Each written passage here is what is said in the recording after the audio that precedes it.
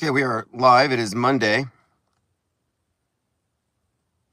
And we are going to go over everything from the previous week and the last weekend. Let's see here, going through my Twitter feed. To start with, a lot of things have happened in the last week, and we haven't been all that consistent on the live streams, but I do keep up with the servers, and I am following the story as it unfolds. One of the advantages to not being reporting on the headlines as they come out is that we don't have to suss through all the truth or bait, the stuff they plant there. And there's another thing you've probably noticed where they'll say, oh, why were there so many searches for the shooter's name the day before? And this is not an uncommon thing. I think that I started noticing this after Charlie Kirk, but perhaps even before that, where, I mean, this has been going on for some time. They'll say, oh, the news was already reporting the story the day before.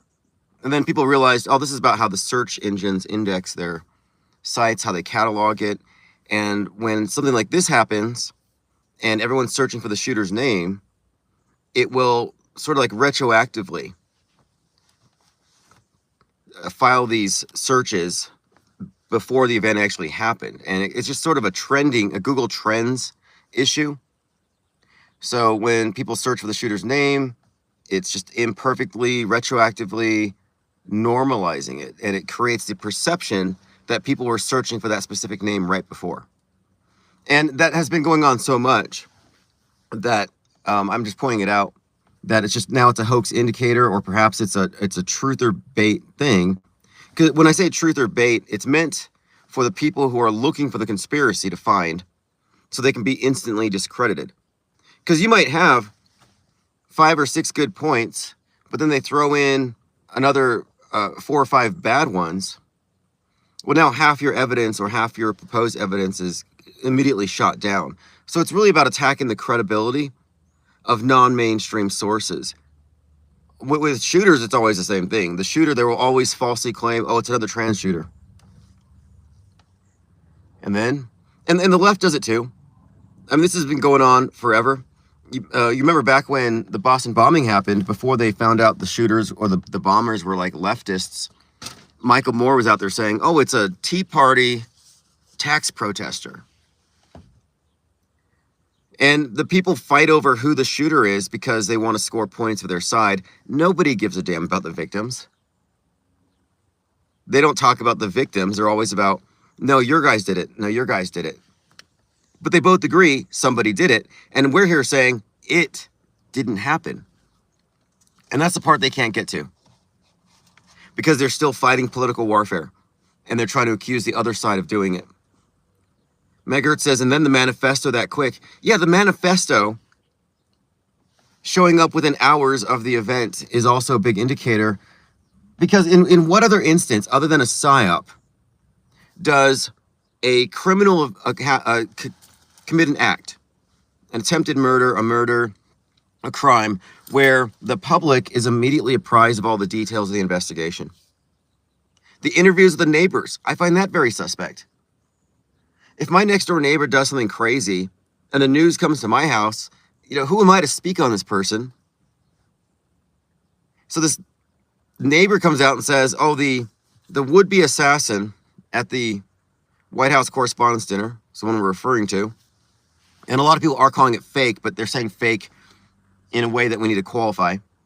But the neighbor's like, oh, I saw him coming and going because this guy's a teacher with all kinds of advanced degrees, but somehow he's just a teacher. And the neighbor's like describing how he sees the guy going in and out, didn't notice anything, but that he's good friends with the family. And they're good people. Reminds me of Derek Chauvin, where his neighbor's like, oh, I thought he was a real estate agent. Like, didn't even know he was a cop. Yeah, exactly. Let's go Scooby-Doo episode. It unfolds so fast. And there were some built-in conspiracy theories I saw being pushed. And we'll see where this goes. And okay, now here's something that's interesting too. And we'll get into this in my tweets. There's some Fox correspondent who said, shots are going to be fired tonight. And then you have the shots fired. Well, Tucker Carlson has already commented on that. So I think the gatekeepers on the far right are jumping onto the stuff that we typically point at. Predictive programming, the number 33, and other weird anomalies. They're trying to co-opt this space. So they're not leading their subscribers into auto-hoaxology. They're not leading their subscribers into, oh, everything is theatrical when it comes to psyops. That's not where they're leading them. They're leading the people who would find that to be true, they're leading them into their right-wing conspiracy narratives. That's guard railing. They see that, okay, this certain group of people are going to eventually arrive at this conclusion. So how do we preempt that? Well, we get ahead of them and then we steer them. And so we're seeing a lot of steering going on here. I saw Tucker Carlson went on to Professor Yang's show. I mean, this is crazy to me. No, it was Tucker Carlson and his brother first. I saw them. They were talking about the number 33 and Valhalla. I see Professor Yang talking about Butler with Jimmy Dore. Now, Jimmy Dore is another one of these I consider to be a guardrailer. So Jimmy Dore and Professor Yang are talking about how these things are fake. But then, you know what they do is they say, well, Charlie's actually dead because it was a ritual. Or a witchual, like witch. It's a witchual. And I'm not making fun of his accent. I'm just saying it's ludicrous for him to say that this is some kind of witchcraft. It's a ritual and that there's real deaths. And then Professor Dore's like, okay, what kind of ritual? And he's like, I think it's something Masonic. I think, you know, these people do these things. It's like, that's not even specific. Like, what do you mean it's a ritual in Butler? And in that case, he said, Professor Yang said, that the shooting of Trump's ear was a Jewish ritual, some kind of a contract, and the single shoe. So they purposefully shot his ear from a couple hundred yards away as some part of a ritual. So in other words, the shooting is still real. The shooter's dead. The fireman's dead. So they take him out there and they stop them behind the bloody guardrail. They keep the truth behind the bloody guardrail. So the bloody guardrail concept is that as long as they can keep real death in the scenario remains real. The instant you see it's theatrical blood, Heinz 57, the whole thing falls apart. Yeah, Jamarin May says, have you seen the Twitter post from the patsy back in 2023, which predicted Butler? And he's not even a patsy. He's an actor. But I did see some tweets. I did see a few things with his name. I'm not even accepting those as evidence yet because it could be planted evidence, rather planted bait. So I'm waiting to see because you cannot trust truther channels as sources. These people are liars. Truthers are liars. The bigger the channel, the more likely they're just propagating misinformation, and they never correct it. And it's frustrating how you have to recognize that the larger the channel, the more likely they're going to feed you some crap, and they're doing it to basically sow confusion, and it works. You see, we're already confused. The society is already confused. They've already fused fake with real. The metascript is real. The metascript consists of all of the fake events in sequence, going back decades, but also planned into the future, that are superimposed over reality, over our real lives. So the fake blends seamlessly with the real, leaving the public in a hyper reality. Almost like a religious system where you have these beliefs that augment your daily experience and frame your existence. Now, the truthers are trying to reach a state of, I guess, unconfusion. They're trying to determine what's real and fake, and that's where you have these gatekeepers in place to prevent that from happening. Yeah, Mazel can hear the birds. Yeah, that cat that stalks me now is consistently trying to kill those things too. That cat that I started feeding, that homeless cat, is a home invader. It's actually sneaked into where I'm sleeping. And it rejects the food I brought it. So I changed brands, and then I see it outside chasing a dove. I watched a video about how it's confusing for cats to eat out of a bowl because their whiskers touch the edges of the bowl. Apparently it gives them some kind of distress. It says to feed them on a plate, but also it's a violation or it's a contradiction of their hunting instincts to grasp what's going on. So this video said you should play with the cat with, you know, little mice or some toys that make them think they're hunting, and then you reward them with the food. That it's more consistent with their hardwiring, which I kind of like. All right, let's see here. Oh yeah, so here's another one. This is a big truth or bait one. Connection to Vance's wife. So here's a video that's going viral from many different channels. And these people come out there, these TikTokers, you know, pointing their finger, smug-faced. They're also smug-faced. I remember like a month ago, we were talking about the fittest flat earther, and he'll say the dumbest crap, but then he'll give you this smug face. Jake the A-hole does a great impersonation of the guy. This guy comes out and he's like, Justin Bieber is definitely putting on a costume and he's Bad Bunny. And the guy wags his finger and he gives you the smug face. It's just obnoxious because it's not evidence. That's why I don't watch videos where someone's reacting. Someone's like putting down some fact that seems incongruent and they give you a confused face. It's like, can you just say what you mean? Can we drop the insinuation? Nobody's just asking questions. If you're just asking questions, no, you're dodging accountability for something you're asserting in the form of a question that's not actually a question. So anyway, a lot of channels are uploading this thing that says that Vance's wife knew the shooter. So they're authoritatively presenting this video of the shooter hanging out with Vance's wife years ago at some kind of event because the guy was a teacher. Cole Allen and Usha Vance. Well, that was discredited seconds after it was initially proposed because that's not Vance's wife. But it doesn't matter. Why would it matter? Why does truth matter? Apparently it doesn't.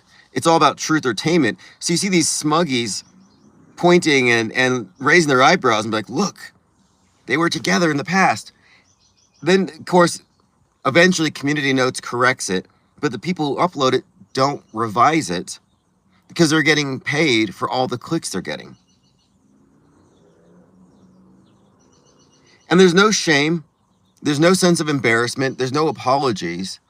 If I promoted some falsehood and 1 million people watched it and I'm on there, thumbs up, smiling, giving it my endorsement, like, oh, this is true. Look what I found, guys. I'm a great investigator. I'm a sleuth. And then it turns out to be false. You know, don't you think that would be a blow against my credibility? Apparently not. Jamarian says, look at how they rope everyone into this stupid soap opera.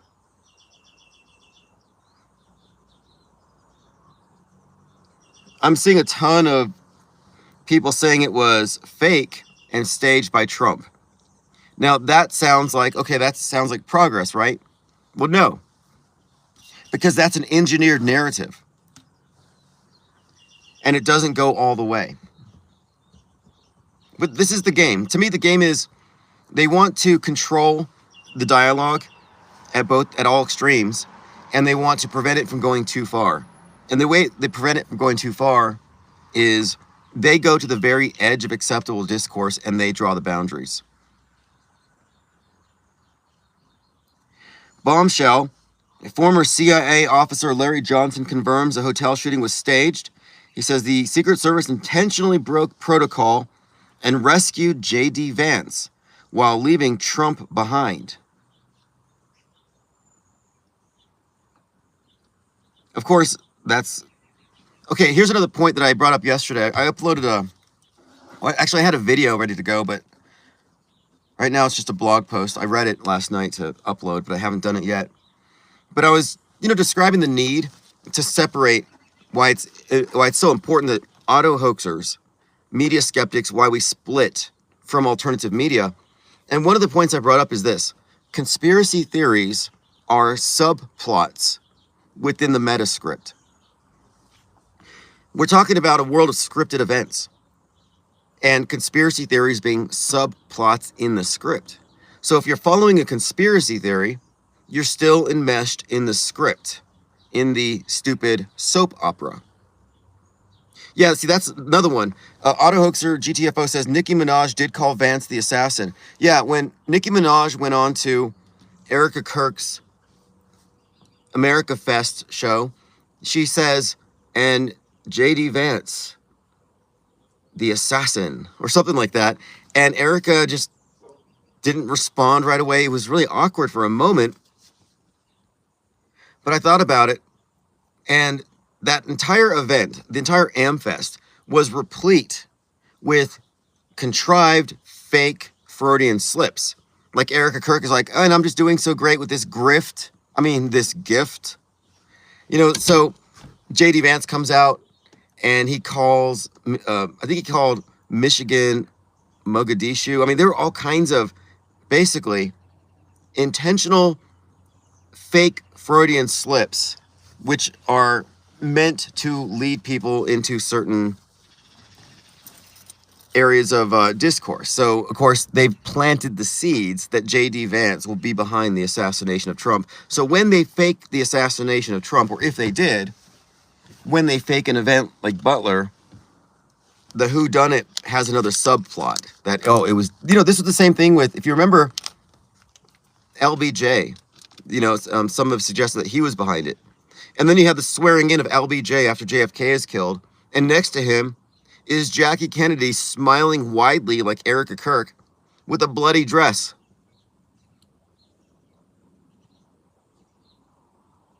Deprogram Truther says, I'm staying with family. They just come up for air every couple of minutes and repeat everything the television says.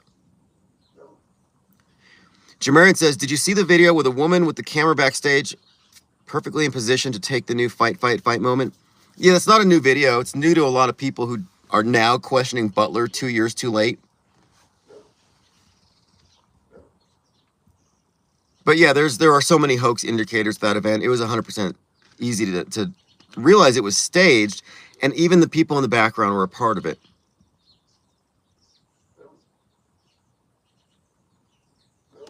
All right, let me go through my tweets here.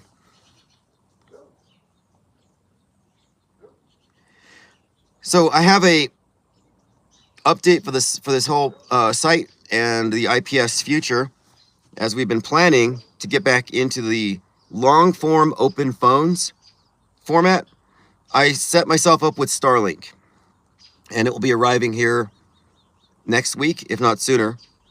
And I'll have the internet speed that I need to run our 800 number, take phone calls all night, no glitches, no issues. That's all happening. And it's going to be set up here very soon. And I'm on a 30-day free trial with it.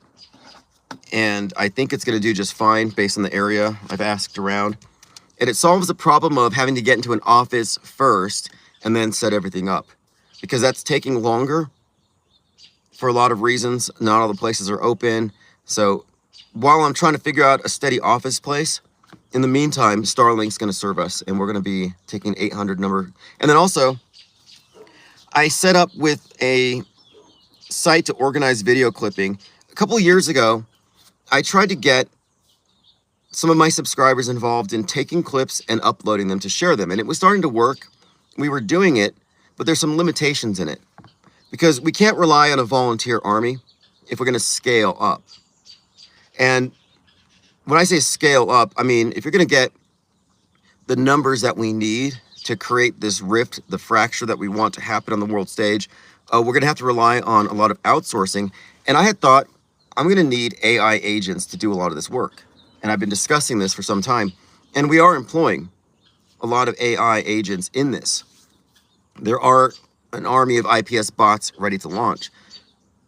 But I didn't really figure out how I was going to get people to take clips and share them and hopefully help them, proliferate.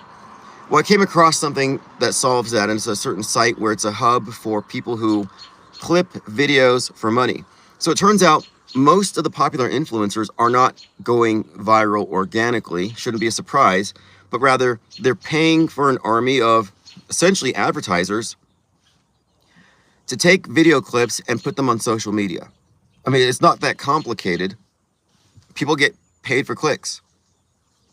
But in this case, for every 1,000 views they get, there's a flat rate that they get paid.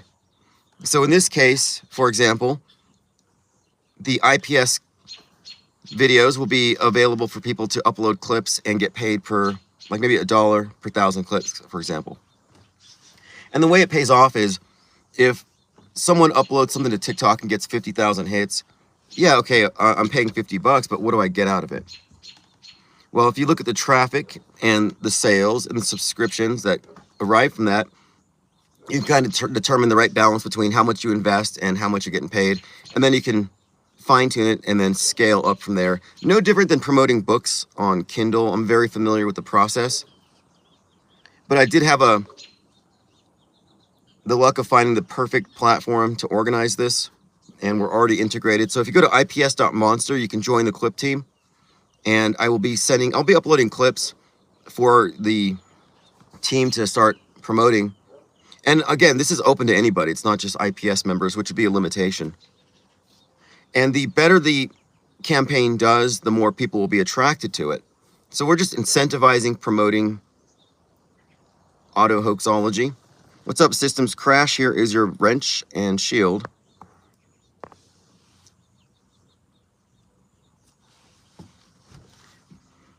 So it's a marketing campaign where we're getting into short form content, because we always talk about these TikTokers, the finger waggers, the smug faces.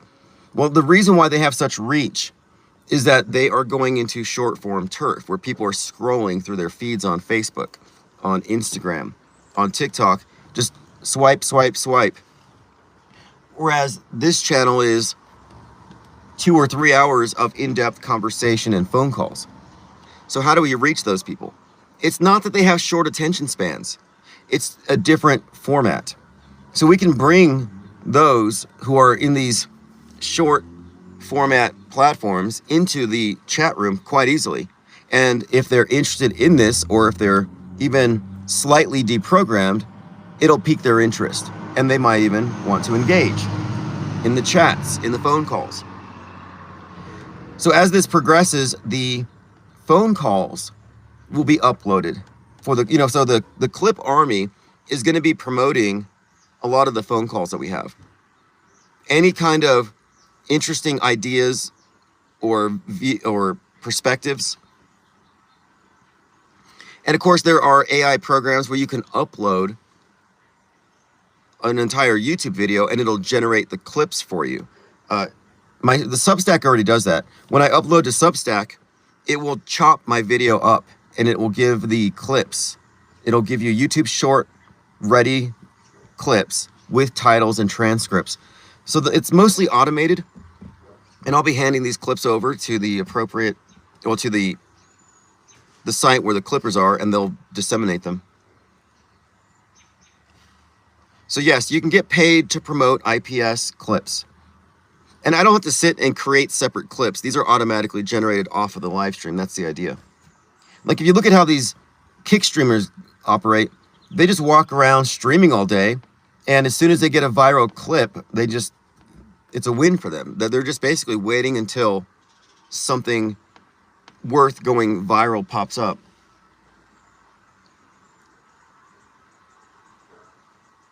Like the highlights. And we used to do this in the past. We would upload the phone calls, again, as separate from the live videos, which were exceedingly long. Now, in addition to that, the idea here too is that I can specifically promote a certain video that I want to be uploaded. I don't have to just rely on clips that we create, but we can engineer clips. And I have a list of things. And what we're not doing is we're not trying to reach normies who don't care. I want to make that clear, that the IPS is not some kind of, I guess, it's not a cult. Like, we're not recruiting. What we're doing here, because it's more of a philosophical position, we're just reaching those who've already seen through the matrix, but they don't have anywhere to go. Because when you see through the mainstream lies, you go into this subset of truthers because you recognize, okay, these guys are lying. Let me go to the other option. Well, the other option is controlled and fake. So all the people who would see through the world stage, who would see through the metascript, who can see the big picture, they never actually leave establishment control. They get guardrailed before they get too far. So we've identified the guardrailing process. We observe it all the time. That's actually the way the system maintains its integrity, is it steers discourse. So what happens when you break a guardrail? When you break their damage control talking points? Well, you open the discourse up to, what is not being included in our assessment. Because the way it seems to work is those who don't trust the mainstream zoom in. And I'm like, no, we don't need to zoom in. We need to zoom out. Yeah, Swirling Spice, thank you for that one. Just streamed Wicked for Good, a quote from the Wizard. Back where I come from, we got a whole lot of people who believe all sorts of things that aren't true. You know what we call it? History. You got to read my blog at timosmond.substack, my review of that one. So, Wicked for Good. The Wicked Witch is Antifa, the talking animals are the immigrants being deported, and the Wizard of Oz is Donald Trump. For Good represents Renee Good. And the Minneapolis riots were basically mirroring. So, in other words, Wicked was predictive programming for the anti-ICE movement. And when the various celebrities came out on Grammy night with the Be Good buttons, the Be Good reference for Renee Good also applies to the entire subtext of Wicked for Good. The song at the end where she sings for good, she's the Wicked Witch is saying, I am limited, you are unlimited. So it's on you to solve this problem. The messaging there was the witch representing Antifa, blacks, indigenous, people of color, traditionally oppressed minorities. She's saying to the good witch, who is in the establishment, who is part of the power structure, she says, you have the privilege. You need to use your privilege to fight for the talking animals against the wizard. And working together, they overthrow the wizard. Well, the story of Renee Good and Alex Preddy is that these individuals weren't under any threat of being deported. So they recognize their privilege, the power, their position, and they step down to fight the oppressed against the Wizard of Oz, aka Trump. Oz being America. And if you remember after that scene where he talks about how history is fake, because he even tells the witch, he's like, you can tell the truth, no one's going to believe you. And that's because he has the propaganda on lockdown. He picks up a gold brick and he bangs it on his head to show it's fake. It's like foam. And the witch is threatening to expose him as being fake. And he basically says, the people of Oz don't care, they're brainwashed. If you haven't seen it, Wicked Part 1 and Part 2, it's basically an allegory for Antifa versus Trump. That's really the subtext. And this also tracks with what I've been saying, how the movies that contain predictive programming have a relationship between, like they will have a consistency between its messaging and the target demographic. So Wicked 2 is obviously aimed at left-wing audiences. The people who would be sympathetic to Renee Good and who would want to oppose Trump. So that those are the people who will be viewing the movie and experiencing the psyop. Now, it came out last year, but it was streaming around the time that the Renee Good thing came out. And it gets even more in depth, and I put all this in the blog post about it. I called it, my review is called, I think I called Wicked for Renee Good. So there were people who were saying, we need a riot for good, for Renee Good. Even my professor, my English professor, was talking about this thing instead of talking about English composition. and was essentially saying that everyone needs to stand up for Renee Good. And why? To be good, what does that really mean in this context? It's talking about acting for the greater good, to sacrifice oneself. So self-sacrifice is a big part of the story. Self-sacrifice. Renee self-sacrificed. They're asking you to sacrifice your privilege. And at the end of Wicked Part 2, the witch has to offer herself as a sacrifice in order to mobilize Oz against the wizard and affect this revolution, this overthrow. And of course, her death is what? It's a staged fake death. And then she leaves Oz. Yes, for Renee Good. Renee Nicole Good. There was a lot of symbolism and subtext connected even to the name Nicole and Nick around the end of the year, beginning of the new year. Nicholas, of course, referring to victory of the people or victory. It's really amazing to watch how all of these big psyops and their corresponding movies are related to specifically to their target demographic who are being brainwashed in a certain way. And the brainwashing is intriguing because the left and the right are given two different programs, and it's designed to triangulate them against each other. In particular, it's pretty evident with the alien thing, how the right thinks aliens are demons and the left wants to have sex with aliens. Watch Project Hail Mary. It's all about Ryan Gosling going to space and mating with the spider alien to save the world. And of course, the other side of it is the aliens are portrayed as hostile, as evil, interdimensional. And then of course they're portrayed as demonic. And that's because the xenophobia programming that targets the right applies to earthbound aliens and extraterrestrials. And the love that the left has for aliens extends into space, into the extraterrestrial variety. And yes, it's all about integration, one worldism, dissolution of boundaries, one galaxy.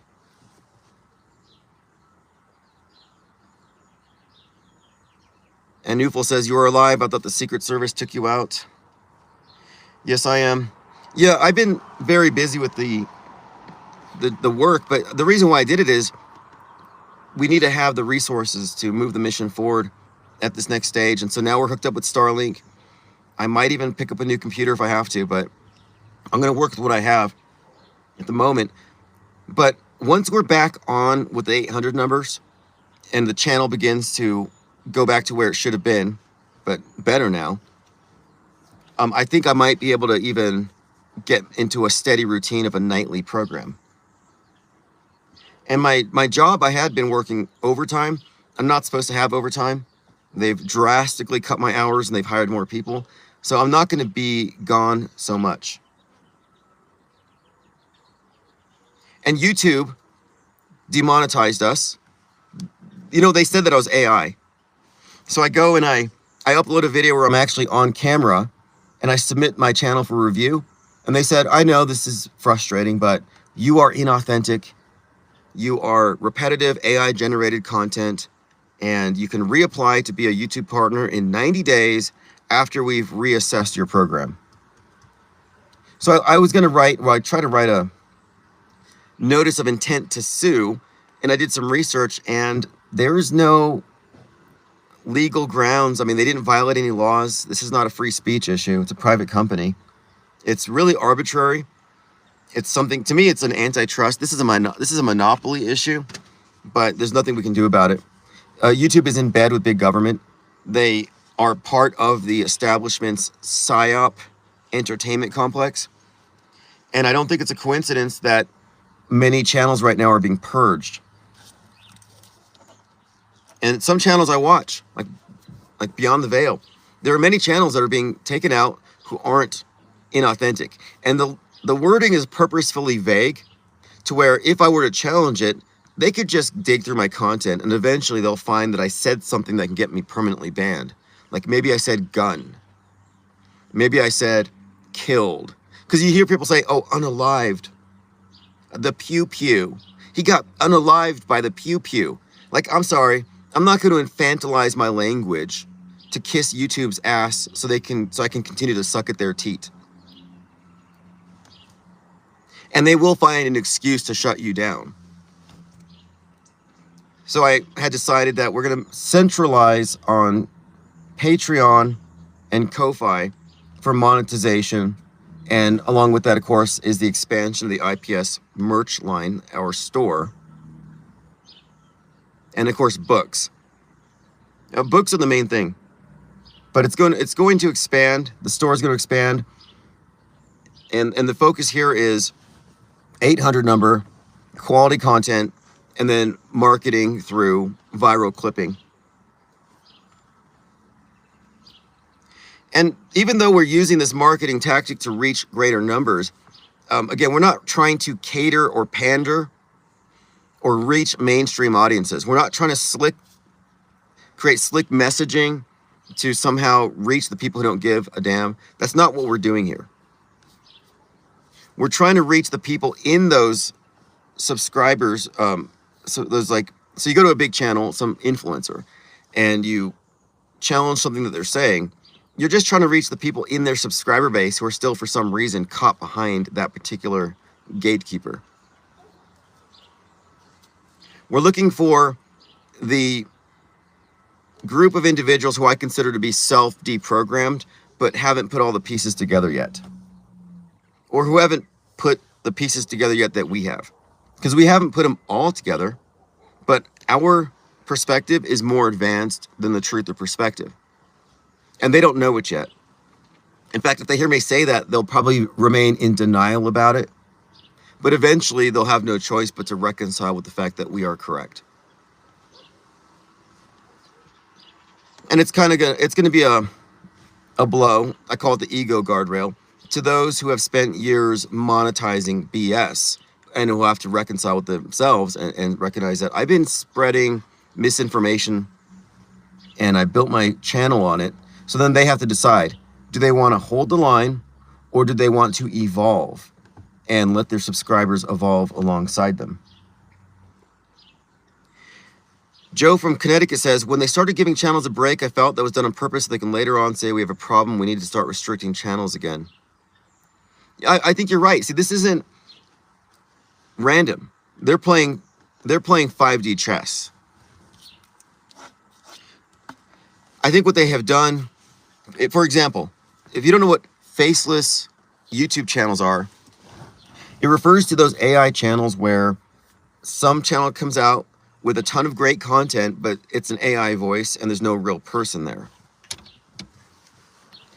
And the reason why they're banning these is that it's really easy to do and people are generating a lot of repetitive stuff. It's just basically what they call AI slop. They're just regurgitating a lot of things. Now, is there anything wrong with that? Well, it represents a leveling of the playing field. Let's say you're not super looks maxed and you pause too much or you stutter when you speak or you mispronounce words. Well, you can just use AI and now you can compete with the big channels. You don't need charisma. You don't need to be mediagenic. All you need is this app, and now you can be a paid content creator, and you can create content at a rate that a normal human can't. So you have a competitive advantage. I've seen AI versions of content creators outpace them. There's one psychologist I like to listen to, and she has more AI channels and more content that are representing as her than she can compete with. Well, now YouTube is pushing back on that. But I think beyond just, so there's two things here. One, they leveled the playing field and let everybody on. And now they're clearing the playing field again, saying we can't let these inauthentic channels take over. So it sounds like a good thing. But the problem with that is the content that people put up there, all that space they took up, I kind of think they were content harvesting. Like, I think YouTube basically has honeypotted anybody, anywhere for creativity, out of the box thinking, any genuine insights. So I'm just saying, YouTube is mostly, I think it's just a big operation, narrative controlling operation, a mass mind reading operation. But if they think demonetizing us is going to stop us or affect us, it's not. It doesn't make a big difference. We've already experienced this before. Once you're reliant on it, it becomes tempting to toe the line, to watch your language, to moderate what you're saying. And I'm not going to get caught up in that. I'm not going to let that be the gatekeeper of this channel. Deprogram Truth says, your timing is too perfect just as you're getting ready to start how we used to do it in the past with live callers. Okay, but here's the thing that they can't do now, because now we're operating outside of their system. When we started this channel, we used to do these things called chat raids, where when we'd have 400 or 500 live listeners, we would target a channel unrelated to what we're talking about. And we would send a few hundred people in with a targeted message that I would post into the chat. And I would say, go to this channel, say this. If you got money, super chat them with this message. And we would hijack channels live, big channels, influencers, and make them talk about Flat Earth. Make them mention and shout out Infinite Plane Society. We got Mike Cernovich, Blonde in the Belly of the Beast, Baked Alaska, before they really blew up.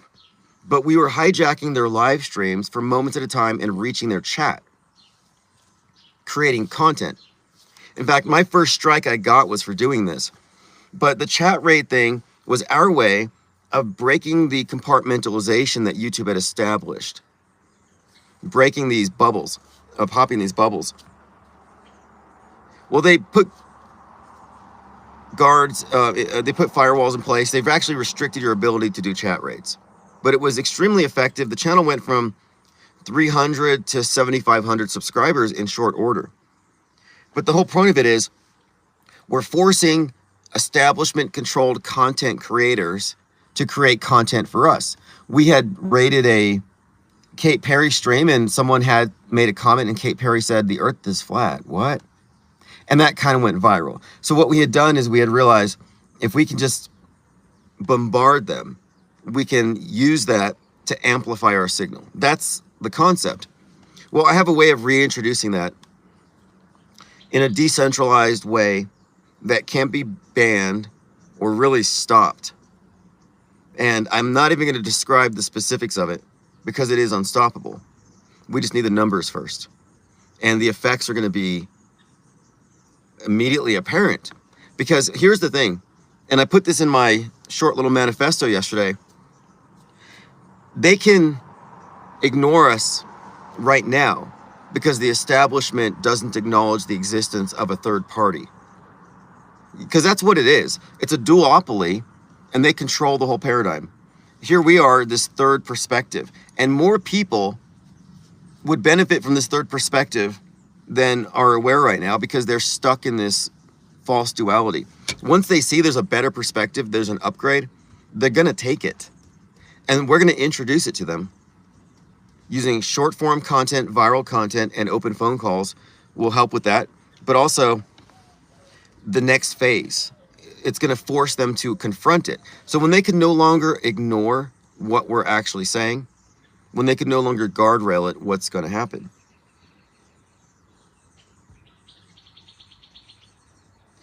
And I have a pretty good idea where this goes, but we have a better system now in the sense that we can't be stopped once this begins. And then the forced confrontation is where it gets interesting. You know, it's very Kafka-esque, where you have a fact, you have something undeniable, and they can just pretend you don't exist. They can just stare right through you. But they'll give all the time in the world to somebody who has some bullshit. Why is that? Well, it's because the bullshit is acceptable discourse, and your fact would disrupt that. They never let facts get in the way of their narratives. So you have the state-approved BS always gets promoted. It trends. And it's all about context anyway. Because if you're in the sea of irrelevance, your facts don't matter. Jesse Ventura went on Piers Morgan and he said, yeah, Butler was fake. Trump bladed himself. The Young Turks are even saying this. How come it doesn't proliferate? How come it doesn't cause major investigations? Think about it. Like, if you're providing something convincing that malfeasance and fraud was performed, or there's actually ongoing fraud, why wouldn't there be a single investigation? Where are people, where are the attorneys out there, where are the political organizations saying, I think we need to look into investigating the reporters, the people in the background? Do you see what I mean? It's not being done. And it won't be done because it's ignored. That perspective is ignored because it doesn't have a platform. It doesn't represent, it's not like there's a mob of people who are hyper aware of how fake media is, who have the power to hold them accountable. So these facts get dissolved in the sea of irrelevance, in their controlled context. DEPROGRAM says, Piers Morgan let Russell Brand show his own ignorance about his Christianity in the Bible. Was pretty funny. Russell spent minutes trying to find anything. Yeah, Russell Brand was on Piers Morgan, and Piers is like, what's your favorite Bible verse? And Russell spends like 5 minutes thumbing through the Bible, mumbling to himself, seemingly lost, seemingly without a clue as to what he was looking at. But weirdly, the Bible was heavily bookmarked. Did you see that? It had sticky notes all in there, bookmarks. He could have just grabbed anything at random and read it, but no. I think it's really strange. I mean, what was that? But I never thought he was anything but a performative Christian. Candace Owens, none of these individuals are like, I think there's another branch of Christianity. I call it performative Christianity. And that includes anybody in right-wing politics. But I've seen him do baptisms. Have you seen him in that river where he's dunking people in the water? I'm like, I wouldn't want to be downstream from that guy. Does somebody notify the EPA?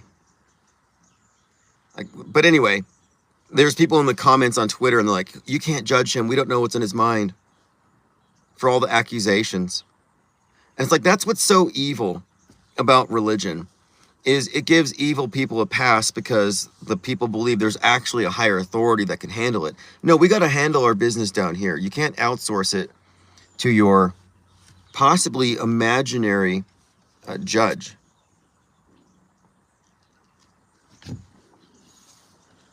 I was wondering why Kate Perry was never in any way vocal or in any way supportive of Brand's multiple accusers. And then I see the accusations that have been leveled at her, and I'm like, oh, okay, birds of a feather. So Russell Brand fits a pattern as well.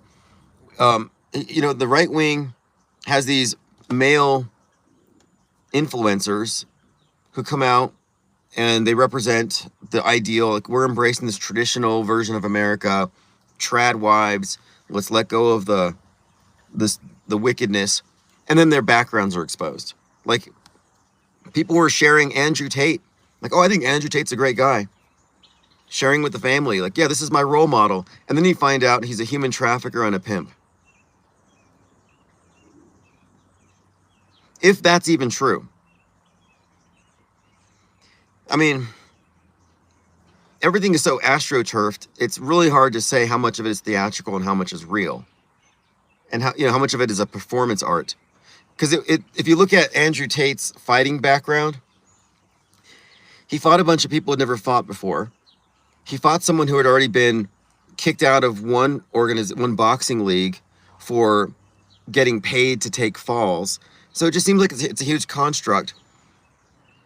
But it seems like it's like iconoclasm. They put an icon up, people worship it, and then they break it. And I think what they did is they put all these role model right-wing influencers out there so they could later rug pull the entire collective. So you go down with your leader.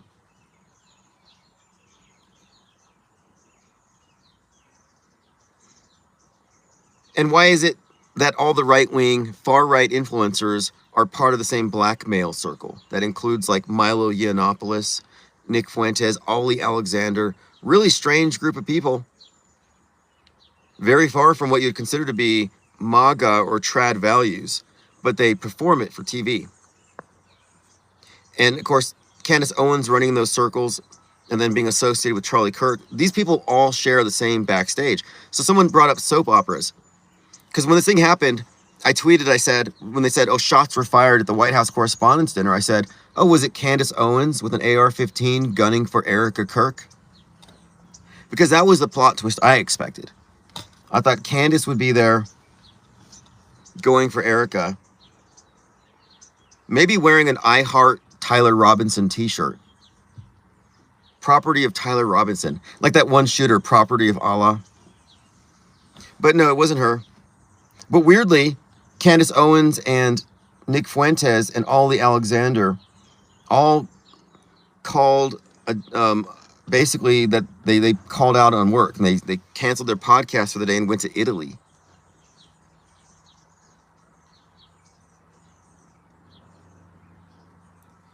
Ollie Goering says, I wouldn't be surprised human trafficking has levels indentured servitude to prostitution, aka tourism.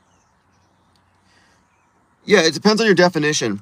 Like when Matt Pizzagates, when he ordered a 17-year-old on Venmo to drive across state lines to go to his hotel, was that human trafficking?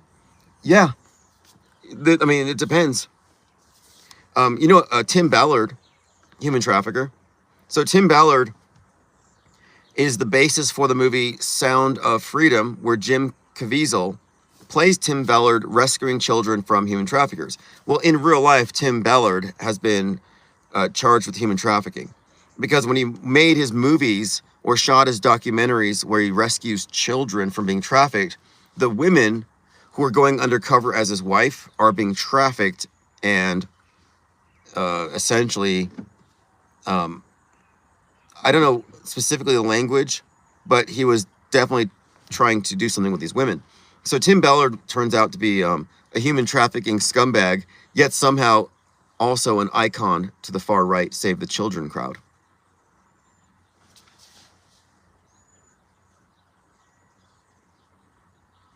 Deprogram Truther says, I think it's because the junior Nazis found out they were funded by the SPLC. Yeah, if you're not familiar with the Southern Poverty Law Center, they're the ones who created the hate map. And they're the ones who provide the hilarious breakdowns of the symbols and the numbers and what they mean. Like the boulders, like brothers, but bowl. How the bowl cut represents neo-Nazis, and they show all the shooters with the bowl cuts. How the AOK symbol means, it doesn't mean AOK. It doesn't mean 666. It means white power. The 3 fingers up is a W, and then the wrist and the conjoined index and thumb makes a P. So what is it, 666? White power, 33, AOK. And of course, Trump used to always come out. If you remember when he first came out, Trump would say wow a lot. And he would flash the 3 fingers on each side like 33. Now, I think wow and 33 is Masonic. Because at that level, you're called worthy of worship. Wow. That's how I read it when I saw him. I was like, this guy's some kind of Freemasonic plant. He's their appointed leader here, the star of the show. That he's going to be the point of worship, which is what it really is. As sick as that sounds, it's state-olatry, it's idolatry, and it's 100% celebrity worship. But the SPLC, they're the ones who do the breakdowns of like white power groups and their terminology. And of course, if it does a breakdown on you, it means that you are a hate monger. In fact, I think Owen Benjamin, for example, no, the ADL got him, but maybe the SPLC. So anybody who's a right-winger is going to be given this dossier on SPLC's website that describes how bad they are. Well, it turns out SPLC has been funding the opposition. And I thought this was the case anyway. I thought everybody knew.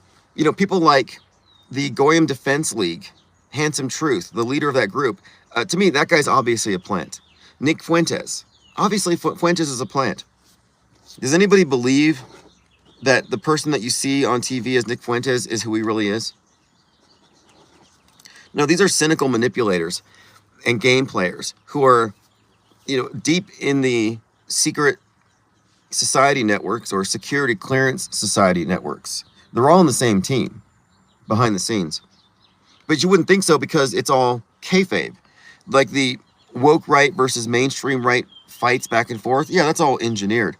But Nick Fuentes in particular, he got his big start. America First got their big start. If you remember, in Charlottesville, the Unite the Right, where they came out chanting, "They will not replace us. Jews will not replace us." Well, that was funded by the SPLC. So Nick Fuentes is pretty much outed as being funded by the far left groups.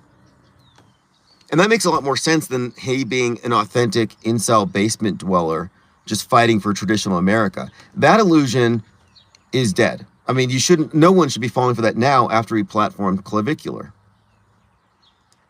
He can no longer claim to be promoting traditional American values to his audience members when he promotes and even emulates Clavicular. Nick Fuentes is hammer smashing. I guarantee it. He's tapping his chin and his cheekbones with a hammer. I've seen him wear a 4 o'clock shadow. He was always clean shaven, but Clavicular said it would enhance his jawline. So Nick Fuentes is putting looks maxing, which is it's not just about personal appearance and self-improvement, because it's part of the incel movement.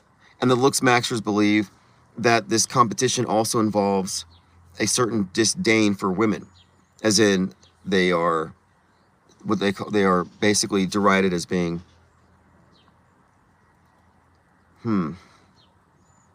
it's kind of messed up, because it's like they're, at the one hand they're saying they want traditional wives, but on the other hand they're treating women like trash. It makes no sense.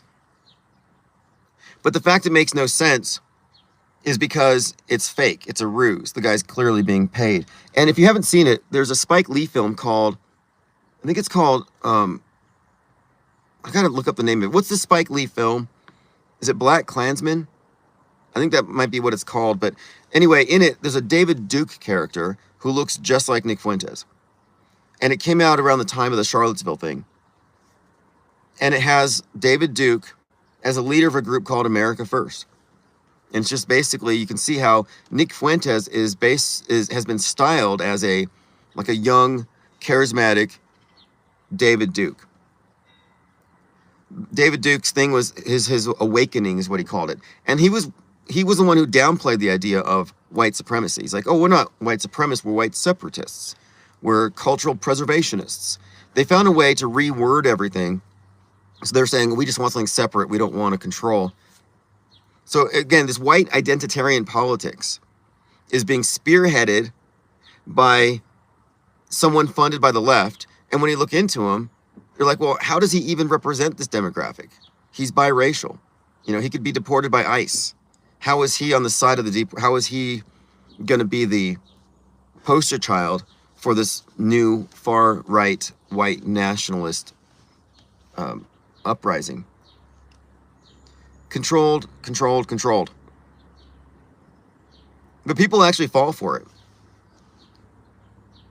And when I watch them, though, I study the individuals on the far left and the far right, because I'm trying to see where they're actually at. Are they consciously participating? Are they in the know? Are they useful idiots? And in his case, and I think there's a number of individuals like Laura Loomer, they're all at the same level. Milo Yiannopoulos. A lot of these individuals, you have to take away plausible deniability. He was part of J6. If he was a provocateur in that event, he's probably well aware of how the entire thing was a hoax. Like, it was basically a staged riot. It was all feds. Then you have these, like Baked Alaska, I alluded to him earlier. He was there calling Ray Epps a fed. That's a fed calling a fed, to hide the fact that the entire crowd behind them were controlled. They're all essentially the same. It's clever. It's misdirection. But it's well within the capability of the PSYOP entertainment complex to manufacture an event of that scale. And you weren't there, so you can't judge based on what you saw on TV. And when you start getting supplementary material, the peripheral stuff, the deep dives, the frame by frames, you can see how it is actually highly conceivable and easy to demonstrate how the thing was staged. So anybody involved at that level would have been aware of that. Sink Lloyd says Nick's jacket's left shoulder had the same pinch for over a year, and Candace's hasn't looked down at her laptop for a long time. They're artificial. Fascinating. You know what? That's interesting.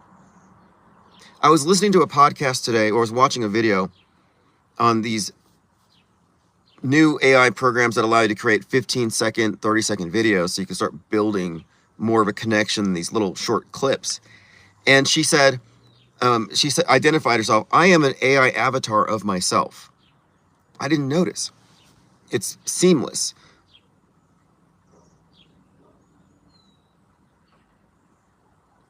Interesting. Now, Candace Owens could easily be outsourced, could be replicated. Fuentes, there's a little more randomness in him, but I don't know. I guess it's probably likely. Al-Nufel says also Asmongold is another asset. Sync says Alex is artificial in 2025.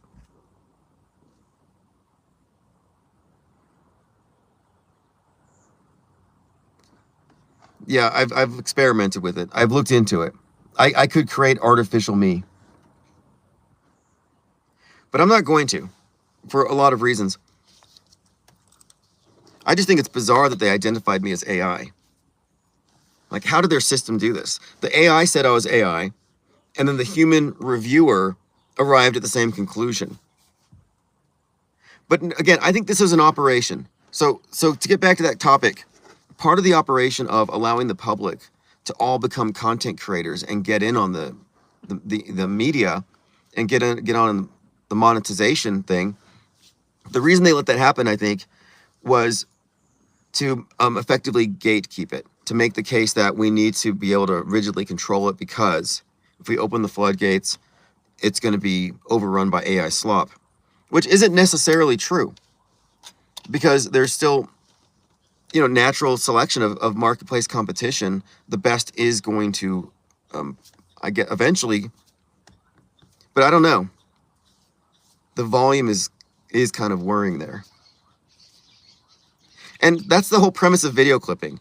The idea is, well, maybe we've reached a point where quality and quantity, the relationship there is now favoring quantity. As sad as that sounds. I mean, I hate to capitulate to their low standards, and so I'm not going to, create clickbait, but I am employing that strategy with video clipping, where many accumulated clips are going to do a lot more than a daily or 5 times a week long live stream.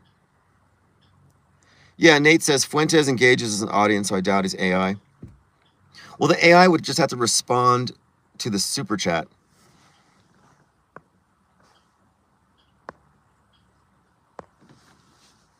And then the question is, would it be able to emulate his distinct personality, the idiosyncrasies? And actually, it probably would if it has a large enough knowledge base.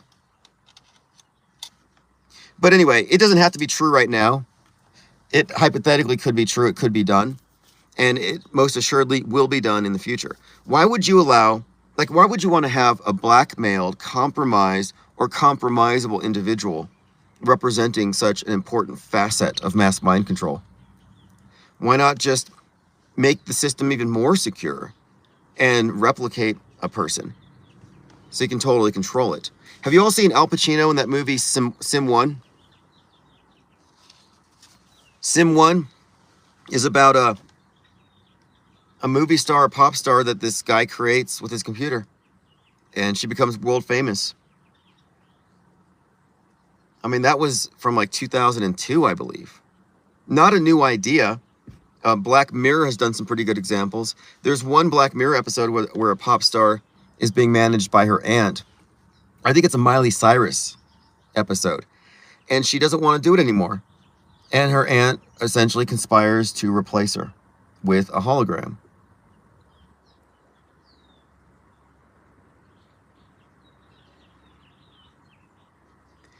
Otto Hoaxer says, we're today learning Max Headroom was decades before his time. I'll have to look back into that character. Okay, so anyway, we are definitely looking at the mass rug pulling of the public's ability to compete effectively with mainstream. And this is, I think, where it was leading. So let's say they're going to do some big event. Let's say next month they're going to stage an alien invasion. Well, what they don't want is there to be an army of content creators ready to monetize the crap out of it. They wouldn't want that if they want creative control over the event. If they're trying to create a psyop of a mass influence psyop, let's say a nuke in Seattle. Let's say hypothetically, they drop a nuke outside, several detonations go on outside Seattle, under the water. There's a radioactive tsunami, EMP blackouts and all that.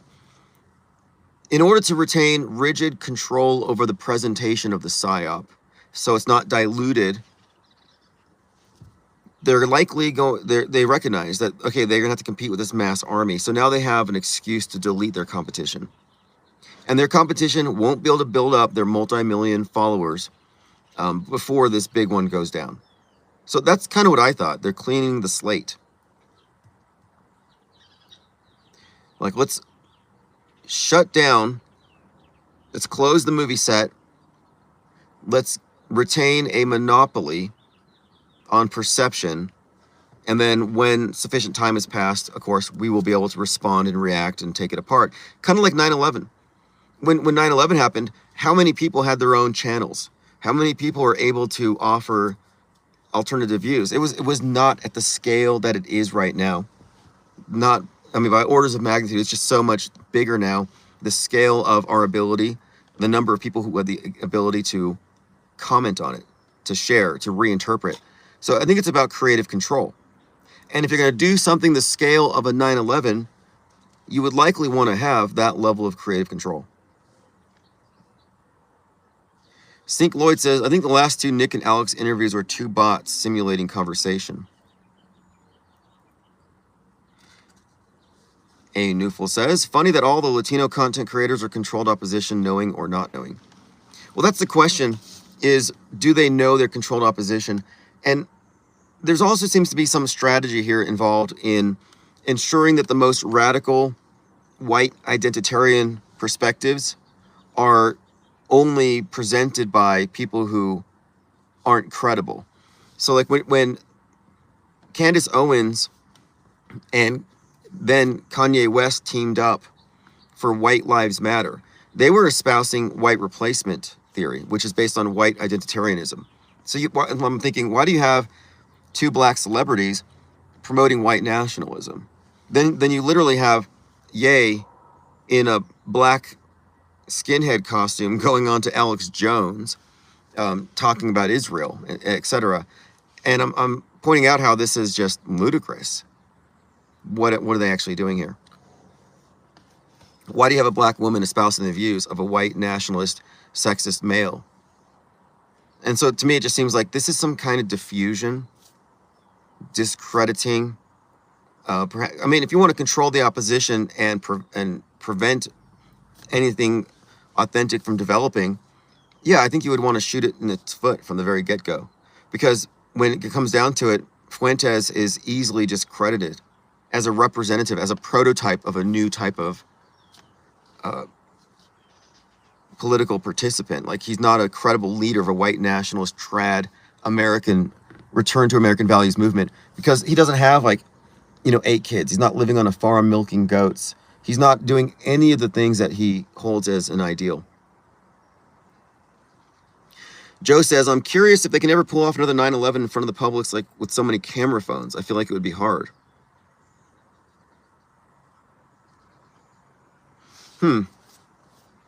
We've talked about this before. And I think the way you would solve that would be the EMP. So the electromagnetic pulse would be the effect of likely a high altitude nuke in particular, but where you could create a blackout and say it was caused by that. I mean, it wouldn't stop all the content. Another thing too is when these events occur, all of the eyewitnesses are crisis actors with phones. You have to remember that there aren't any random people who are recording and producing content for these events. And the way to explain this, when people ask, when you say like, well, how are you claiming that nobody died on 9/11? Well, you would have to do some research and recognize that there were dozens and dozens of drills going on that day terrorist drills, specifically about planes hitting buildings. You can look up the drills being done on 9/11. Well, what does that mean? Okay, well, for a mass casualty drill to occur, you must have the law enforcement in place, all the people who are participating, a closed movie set, and creative control over the scene. And of course, special effects and everything else. So if you look at the number of drills that were being performed and the number of, I think there were even a lot of police cadets who were performing as mass casualty simulators that day. And even people saying, we were doing a drill and it went live. You see, people who weren't in the know. You can account for the space being a closed movie set. You can account for no uncontrolled cameras on set. So if there's a camera recording something, it was a plant.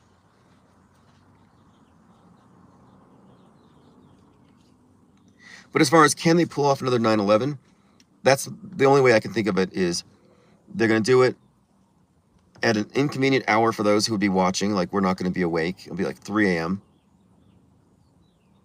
So it's not like it's going to be in the middle of rush hour. And then likely, I think the EMP scenario will be, or could be, I mean, it's just been foreshadowed so heavily.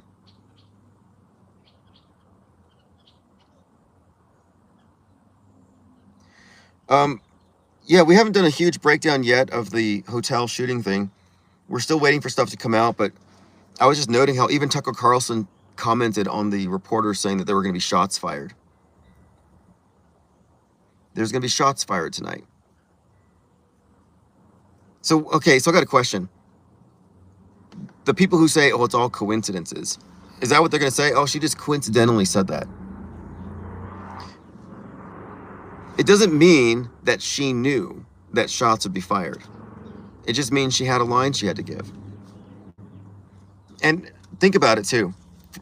You're talking about media professionals. Like, they know more about this than we do. They're producers, they're editors. They're very well aware of the power of the words, the statements, and the context. If you're at a White House Correspondents' Dinner and the president's there and the VP's there, and you're a reporter on national TV, are you going to say, there will be shots fired tonight? Like, would that not register? Would you not clock that as perhaps maybe not the right rhetoric, not the right language, because of maybe the fact that the president has been the target of assassinations previously? It's not even subtle. Now, the question is, was that line planted to create the perception of a conspiracy? I mean, I'm not exactly sure what to make of it, but it's typical of what we expect. Fake events have this type of predictive programming. Even before the JFK assassination, the reporters were talking about holes in security that facilitated previous assassinations, like that of RFK. And other people have noticed and have been drawing attention to things, and I'm going to be doing videos on these in particular when I get into the clips. For example, the relationship between the photographers at Butler, how the one who photographed the bullet going behind Trump's ear photographed the Secret Service whispering into Bush's ear on 9/11. So ear, Bush, Trump. Very interesting correlation, same photographer. The same photographer who photographed the shoe being thrown at George Bush is the guy who photographed Trump raising his fist saying, fight, fight, fight. The same photographer who got the photo of RFK being shot, falling to his death, photographed the 9/11 falling man. Yeah, Doug Mills, Richard Drew, and I got to get the name of the shoe guy. But I'm going to do, as we get into our great deconstruction, we're going into the reporters, the photographers, and the iconography involved, to me, is actually a hoax indicator. When you get into the staged photo op after the fake ear shooting, you can see how it was modeled off of Braveheart. It was modeled off of other iconic images, as we've done breakdowns on. I even think, because I've been saying that I believe that Mel Gibson was likely the director of the J6 staged riot, Braveheart being the reference, and I have reasons. These aren't just wild assertions. But I also suggested that the iconography, the symbolism, the Braveheart tie-ins would implicate Mel Gibson as also being the director of Butler, Pennsylvania, 7/13/2024. And one of the reasons I say that is the whole Braveheart reference. And when Trump went back 84 days later, when he shows up in Butler with Elon in tow, the New York Post called him Braveheart. And I thought, that's weird. It's actually not. But then Charlie Kirk gets shot, and I'm like, who directed this one? And if you remember, he was wearing a shirt that said freedom, and it was white, and it was gory, and all his friends were watching. And that very much reminds me of Braveheart at the end, when Mel Gibson's character is essentially crucified and, in a very gory way, disemboweled in front of all of his friends. And then his last word is freedom. And you're looking at Charlie Kirk, blood's gushing, and his white shirt says freedom. I mean, when you get into the symbolism of these events, it is another indicator of scripting. If the messaging is too perfect and it's just too ironic or eerily coincidental, it deserves a second look.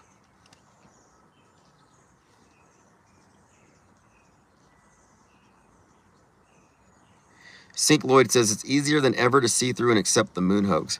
Well, even Joe Rogan can accept the moon hoax. That's not a very challenging proposition anymore. They've made it digestible. The problem is they separate the moon hoax from the ISS hoax, from the Chinese space station hoax, from the space shuttle hoaxes. This is what I mean by the dilution. By taking the fact and you put it into the sea of irrelevance, it dilutes it. The continuity of fakery has to be comprehended in order to see through the world stage. If you just see through a singular psyop out of context, it doesn't go anywhere. It needs to be connected to the whole. You have to see the psy-war, and most people miss the psy-war because they're hyper-focused on the psyops. That's why it's not a challenge to the system for Andrew Yang to say that Butler and the Kirk shooting were fake. Because he's saying that they were fake, but he's putting it in the context where it's surrounded by a bunch of fake stuff that he says is real. So they're still in hyper-reality. Hyper-reality is the convergence of real and fake. We are speaking and observing from outside of that. We delineate between real and fake, between the real timeline that we share and the mentally internalized, the augmentations to our realities that they feed us through media. And if you confuse the two and you think that they're one and the same, you live in their hyper-reality system.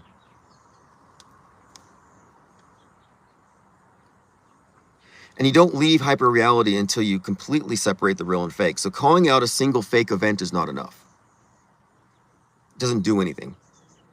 You need to attach it to the previous ones, and then you recognize, wait a minute, the way I look at the news in the now must also encompass my previous understanding about it. So people will fall for this contradiction of treating each new day as like it's a new set of circumstances, like it didn't build on what came before. This is why it's important to understand meta script. A good example of this is Jim Fetzer. I love Jim Fetzer's work. I think he's a great guy. I'm a fan of all of his content. However, I saw him, following his great breakdown of Sandy Hook, assess Parkland as real. And I'm like, no, you didn't take the right framework over. In fact, I actually suggested to him that if you take your framework you used to deconstruct the moon landing and apply it to the ISS, you would see through it. And he said he would look into it, but he didn't. And I'm saying that's guard railing. Erica Creech says, the never-ending spectacle of the news stories and the trailing unknowns leaves people unactionable by design. Sink says, I can't stand that Bart Sabrell agent. Yeah, I saw that Uncle Festery guy recently. I like him. I mean, I think he's interesting, but I also think I also recognize he's an agent. I mean, he was on Candace Owens talking about the fake moon landing, and I'm like saying, look, they're not saying the space travel is fake or questionable, that we should question if Elon Musk is even doing anything. You see, what they do is they take the question that is lethal to the system, and then they're basically wasting it. They're misdirecting it. And of course, diluting it.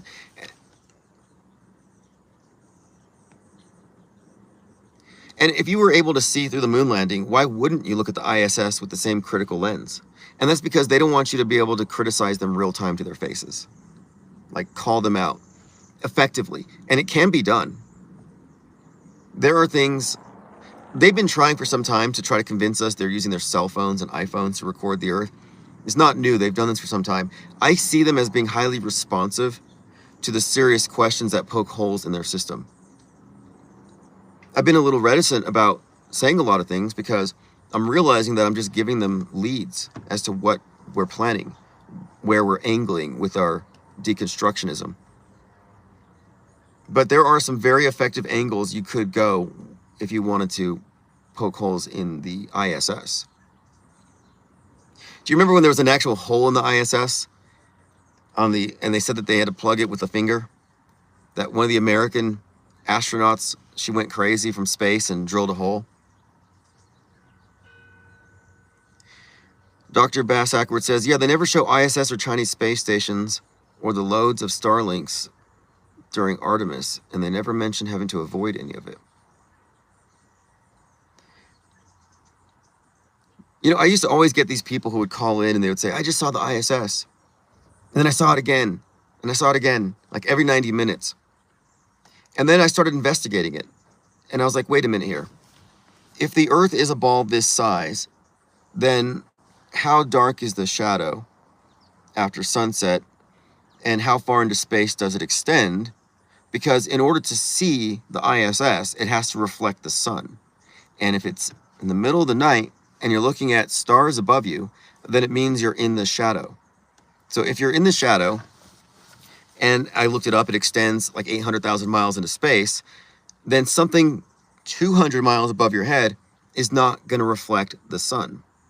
So the idea of seeing satellites all night long, it gets a little questionable with these claims, and you have to be very specific about altitudes, the time of day, when they claim to have made the sighting.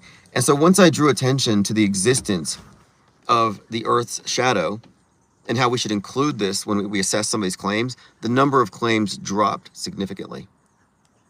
So many liars.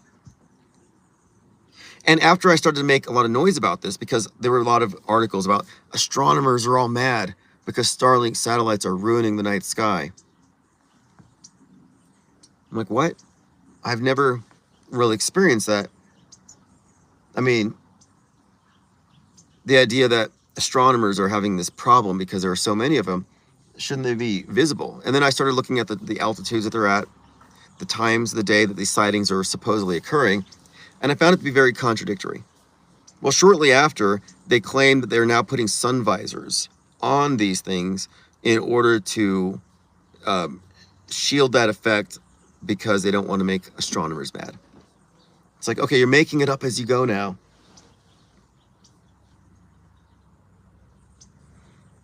All right, let's see here. Sync Lloyd says, Goober Gatekeeper. Yeah, Bart Sibrel also got punched by Buzz Aldrin. Was that kayfabe or was that real?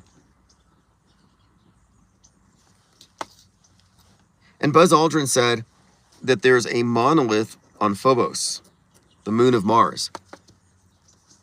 So now I got a question. If you believe in outer space travel, if you believe in moon landings, if you believe what the astronauts say, then explain to me, why wouldn't you believe that there is a monolith on Mars? Like, I think it's crap. But I can tell you, if you believe in space, you have to believe that. If you don't, you have to explain why not. Like, that's a problem. That's a credibility issue for you.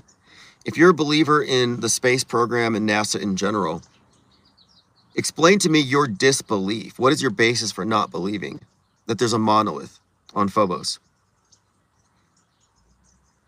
Because once you become a believer in a system, you don't get a cherry pick. You don't get to pick and choose or ignore contradictions. So to me, the monolith on Mars represents a contradiction to their system, because either you believe astronauts or you don't. Your system is based on belief and revealed wisdom from your elevated priesthood. And if you can't trust them, or you can selectively choose when they're not telling the truth, then you're admitting that your belief system has a hole in it, a problem. So again, ask your spacefaring friends, your space cadet friends, the members of the Church of NASAtology, ask them about the monolith on Mars. And if they say they don't believe in it, say, why not? The guy who walked on the moon said it was true. Oh, he was lying. He's senile. He's crazy. Okay, well, you see, you can't be.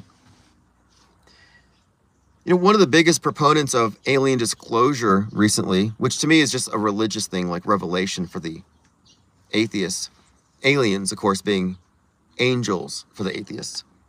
But you have this Congresswoman Luna, who's really promoting this whole idea, interdimensional aliens disclosure.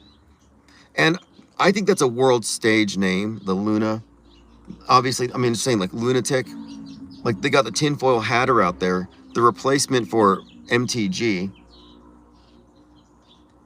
who was, I think, known for wearing a MAGA bikini or something.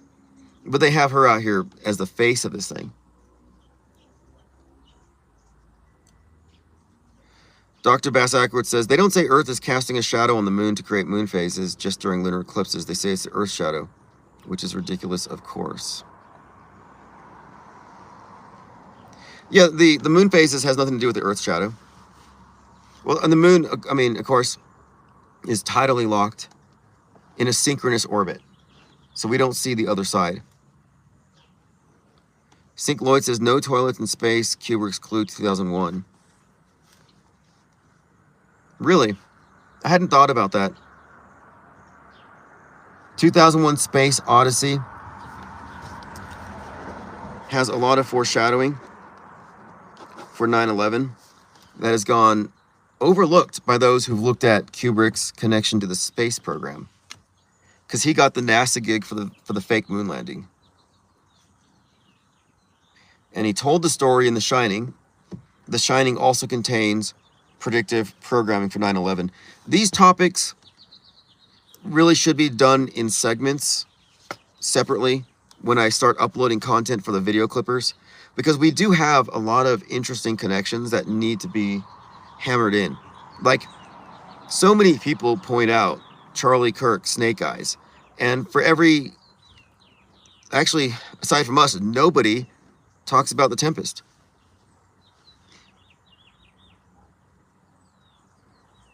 Joe from Connecticut says, I believe in astro actors. You know, in Hail Mary, Project Hail Mary, Ryan Gosling says that he couldn't go to space because he says, I'm an actor not. He actually used that phrase, actor not, but that ridiculous movie, definitely aimed at the left, definitely presenting the friendly alien savior, but you can't separate that movie from Easter, the dying sun theme, the resurrection, the Christ stuff they put throughout. So the question is, why do you have these religious motifs, these rituals and ceremonies subtextually presented in movies? The Christification of these characters. Why are they creating these religious subtext in films? And Project Hail Mary, the main character's name is Grace. So Hail Mary, Grace, you know, you see the connection here with Easter. Ishtar, Isis, Mary, the Queen of Heaven, of course, going to space, space as heaven. So there's this overlap between the science fiction presentation of these and the religious ceremonies, but the science fiction version of it overlaps the actual religious holiday. So in the movies, in the churches, there are these analogous stories being told simultaneously. And then you combine that with the Artemis launch. Artemis, another goddess, specific a moon goddess reference. And Project Hail Mary, what is a Hail Mary? Like the Hail Mary Pass, which is alluded to in the movie. It's throwing the ball, last ditch effort. But in Project Hail Mary, they're sending the craft the furthest man has ever gone from the earth. Now, what did they do during Artemis? Oh, that's right. It's the furthest that man has ever been sent away from the earth. So you have concurrent programming, Project Hail Mary, the Artemis mission, aligned with Easter. Now, in Project Hail Mary, he has to lose his old life. He has to die. He has to be reborn. So they actually kill him symbolically by giving him a drug that makes him comatose. And he awakens in the ship, in space, in heaven, far away from Earth. He awakens with a long beard, long hair like Jesus, and he crawls out of his matrix pod. And at one point, because of the centrifuge, he's pressed against the wall. It's like he's crucified like Jesus. And the movie is about a guy being sent to a distant galaxy to find the cure for our dying sun. So dying sun, Easter, Good Friday, Artemis launches, Friday, April the 3rd, which, according to this person talking to Glenn Beck, is the exact date that Jesus died, Friday the 3rd, April the 3rd in 33 AD. So there's this overlap that I'm saying is beyond coincidence. I mean, it is coincidence, but it's not a unintentional coincidence. These are coordinated. There's a collusion between government, entertainment, news media on these PSYOP events that's built into the system.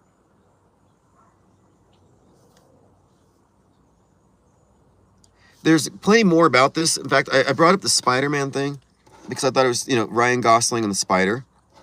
You have the other space movie that kind of seems also to borrow heavily from Space Odyssey. It's called Spaceman with Adam Sandler, where he too falls in love with a spider.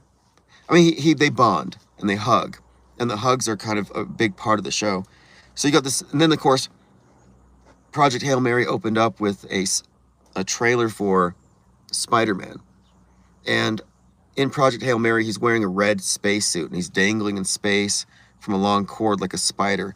So I was just pointing out, what's this Spider-Man symbol that keeps popping up?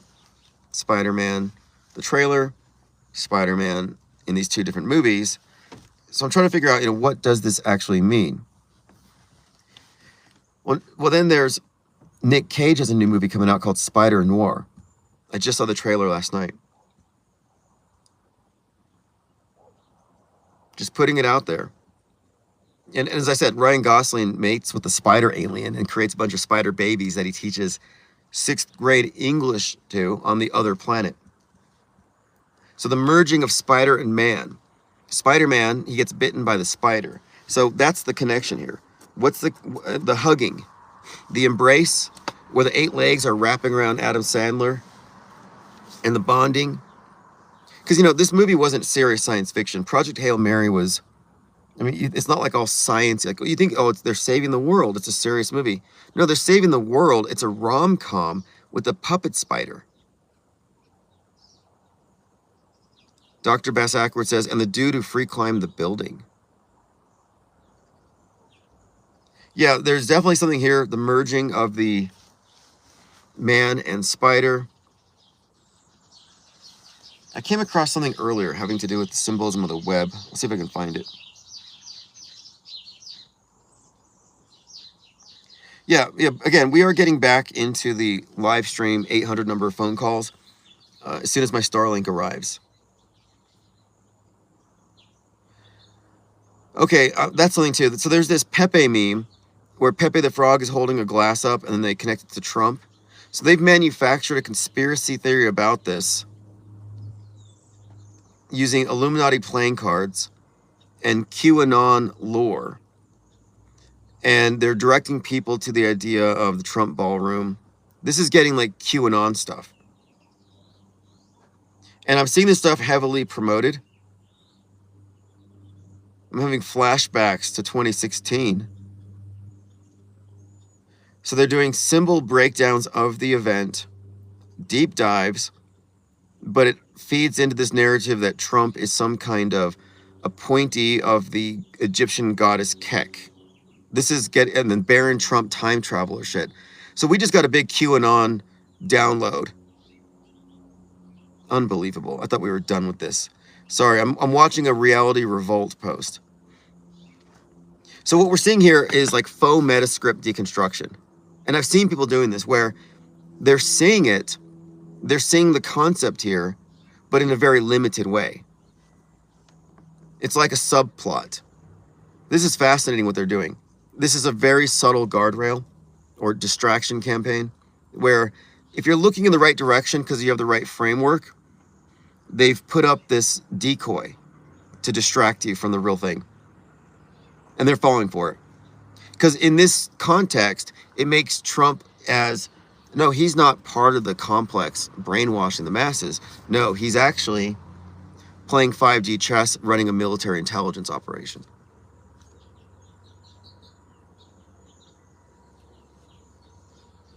What Chinese zodiac animal is it? I think it's the burning horse or something. The fire horse.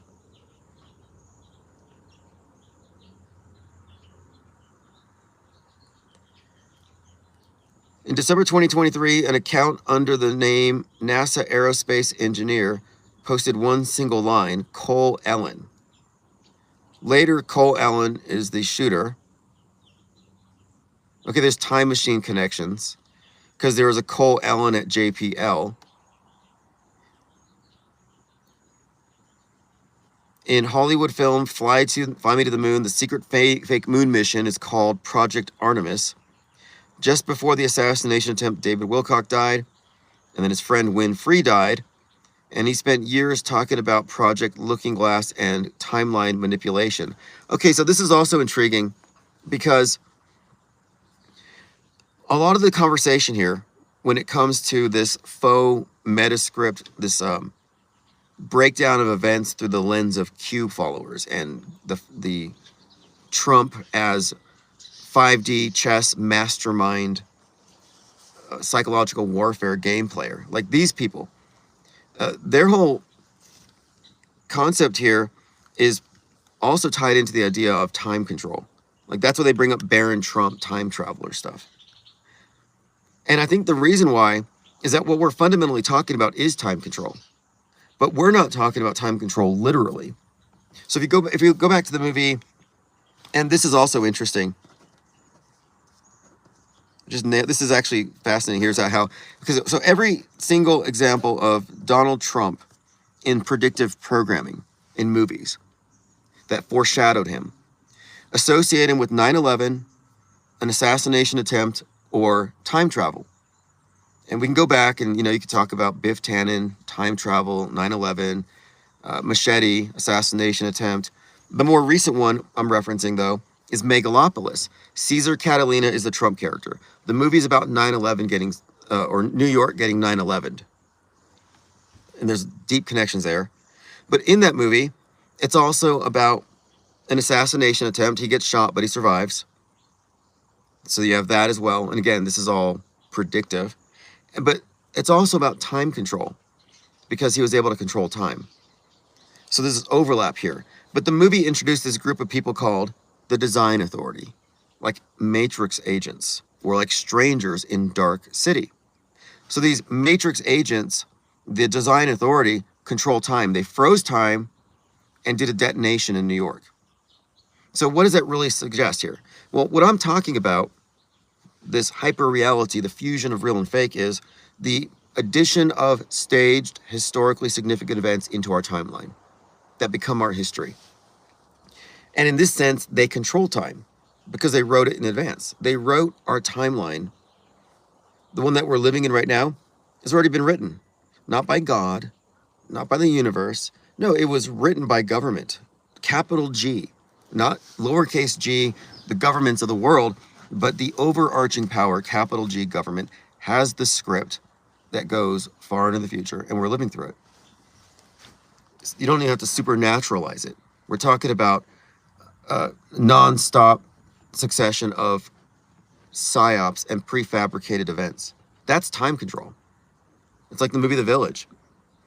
The people in the village didn't know it was the 20th century because the elders kept them in a controlled paradigm. They for all they knew, it was 1800s.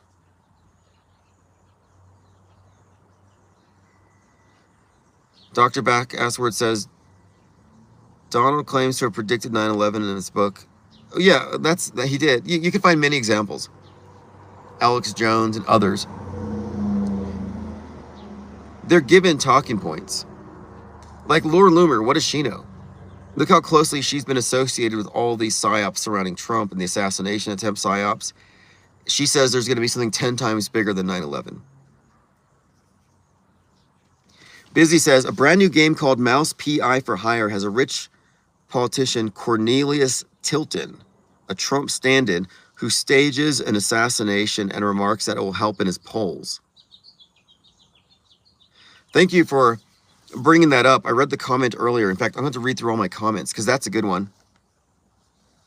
Dr. Backasser says Zach Hubbard was covering the recent fake assassination attempt, and he's really reaching in this one. It's pretty bad. Now, Zach Hubbard is funny because he does gematria, but he's also an atheist. So I get the idea. So because I saw him debating with JL. So JL sees the numbers and stuff as well, and they disagree over the cause and the meaning. But anyway, I think it's really strange for an atheist to use gematria because it's predicated on the idea that it reveals a divine order. That's the only basis for it, because he makes these connections.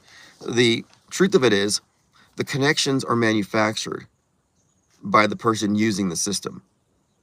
It's a logical error referred to as the Texas sharpshooter fallacy, which has to do with casting a wide enough net. You know, it's just basically you shoot the whole barn, and then you find the closest grouping of shots, and you draw your target after the effect, after the shots. So they're not really making predictions, but the way that they highlight certain things and ignore everything that excludes it creates a false perception.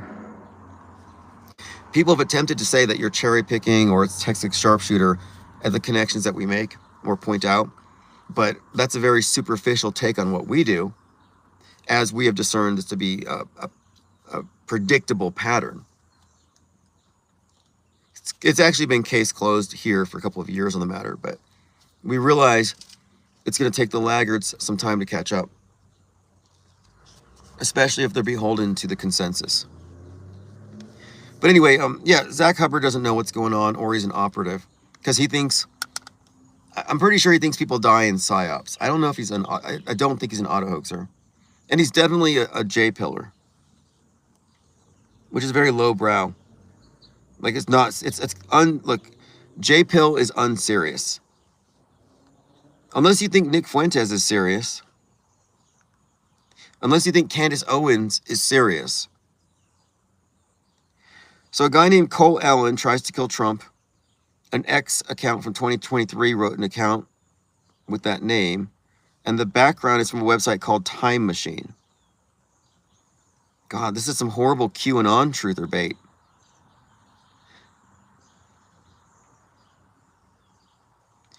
Yeah, Lord Laney, Saturn worship, time control, Mandela effect, same thing.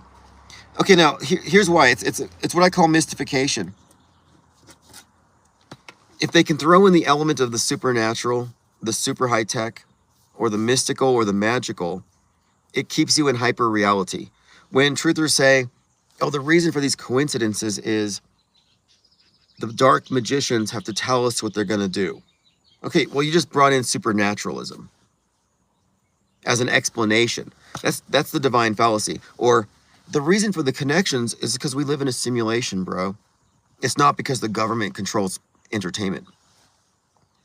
Well, what's more likely, given what you know of government and its willingness to use psyops against innocent populations who are completely ignorant?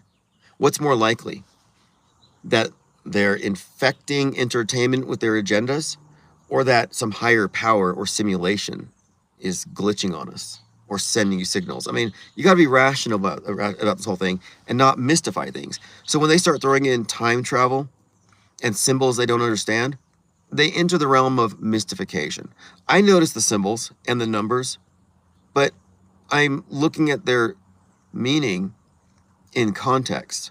I'm looking for patterns. I'm not extrapolating beyond what we can actually see. because it could be planted. It could be a distraction. Hey, look, people might see that we control the timeline because we're faking history, so let's give them a bunch of time travel bullshit. This is their pattern. This is what they did to the UFO community. Hey, in case people see that we've got advanced aircraft, let's go ahead and spread some conspiracy fairy tales. So anybody who sees one of our craft will immediately think it came from Mars and not from the local Air Force base. So when people see patterns in the media, instead of blaming their favorite Hollywood directors for colluding with government in psyops, let's just make it seem like it was done by a glitching simulation. That's all mystification. What's up, Frank Murr33? Thanks for joining. Dr. Bass Ackworth says, Charlie Kirk's assassination was a perfect example of a system production. It had all the hallmarks of a psyop, including predictive programming element and concurrent programming. The Tempest, Heads of State, Joe Rogan, and all the various people talking to Charlie Kirk about JFK the day before, like Roger Stone. I mean, yeah, it is a textbook example. It's teachable. Like if you want to teach a course on Metascript, Charlie Kirk's got to be center stage, and then you just build, and that's kind of my focus. Because what we raise with the hoax indicator is reasonable doubt. And every hoax indicator has to be addressed by the person who undersigns the hoax. If you're going to say, look, I'm on the team, this is real, guys. Okay, for you to say it's real, then you have to say it's real even though A, B, C, D, E, and F. So we go through a list of things that we think to be anomalies. So you can say yeah, it's real even though it was predicted on South Park and 15 TV shows. It's real even though we go through the different things that we suggest could be, the anomalies that have been pointed out. The way the crime scene was immediately taken down by his friends and then cemented over. The lack of, the deviations from standard protocol. Lean Dion says, the conspiracy theories are getting more captivating than the actual event on this one. All I've seen is X flooded with that time travel accounts. Well, yeah. Well, they'll claim it's staged. So this is where it gets tricky. They're providing a rational basis for saying it was staged, but then they're giving them an ulterior motive. Oh, it was staged by Trump to defeat the deep state. And you know why they're doing this? Is that the demographic of Groypers, 4chaners, QAnoners are pattern recognizers. That's why they're so good at conspiracy theories. So you could look at this as very advanced truth or bait, but this is what you would call a guardrail. So the guardrail conspiracy theory is the one that captures the most people that they can get who would go for the conspiracy theory take, and then it directs them away from the thing they're trying to cover up. Because both sides can now agree Trump faked it. Yeah, he faked it because he's outsmarting your side, or he faked it because he's gaming the system, gaining in the polls by faking an assassination. So both sides can agree on this, but neither side are able to take this fake event and put it into its full context, the metascript. A Newful says, Braveheart has the Uranus symbol where they cut the scrotum. Oh, really? I think I remember that. I have to look into that. That sounds interesting. Because when you look at that, and that's what they were doing, right? Were they disemboweling him, or were they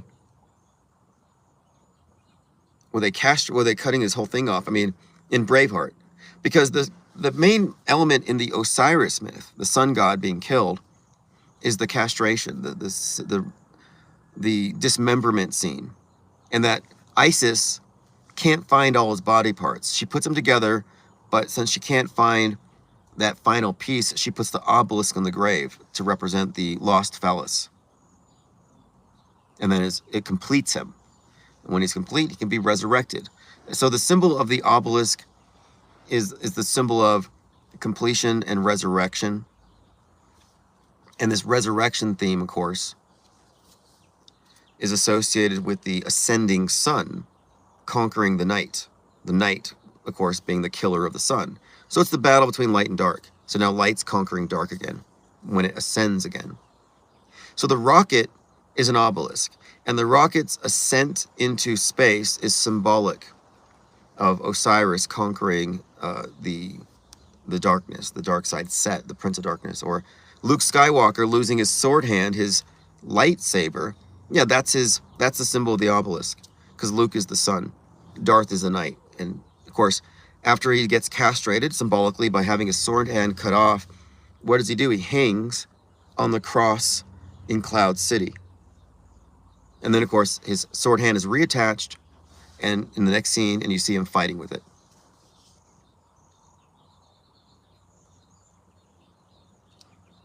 But anyway, this event, they predictably, I mean, I guess they would have said, hey, this is going to be looked at as fake. Nobody's going to believe it's real. But the question is, this is why I said we have to qualify the word fake earlier. Because when we say fake, when the left says fake, they mean Trump staged it to gain in the polls. So it's recognized that this is political theater. And now the far right saying it's fake, they're saying he faked it because he's a time-traveling agent of the bloodline of Christ fighting the deep state and saving the children with JFK Jr. And his son is a time traveler.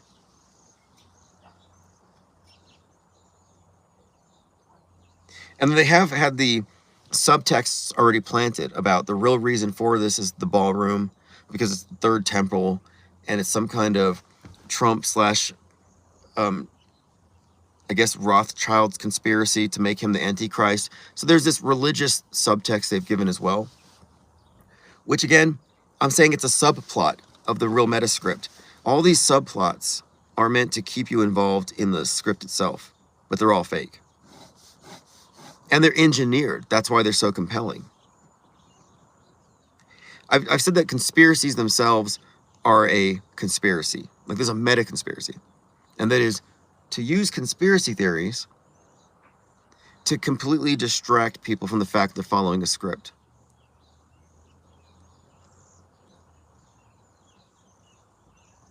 Yes, Busy, I have, about resurrection. And also, you know, the word obelisk is shaft of Baal. And Baal, of course, is Lord. So the rocket named Saturn, the Apollo mission, the sun god references are replete throughout these missions. It all correlates symbolically.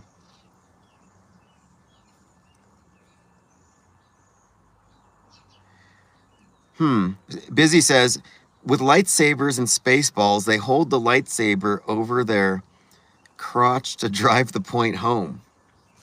Yeah, they're a little more overt about it, right? And of course, light is synonymous with life, darkness, and death. And the symbol of the obelisk is about generative power, creative power, life force. So that's what it's an emblem of the active principle in nature, the male. So the symbol of the obelisk is common in different myths and stories, but that's his source of power as a creative entity. So having that removed is his power being taken. The obelisk being placed over the grave is the power restored. And if you go to your local or old cemeteries, find where the Masons are buried, you'll find that there's I don't know if they plant acacia, but you will find an obelisk on many of the graves.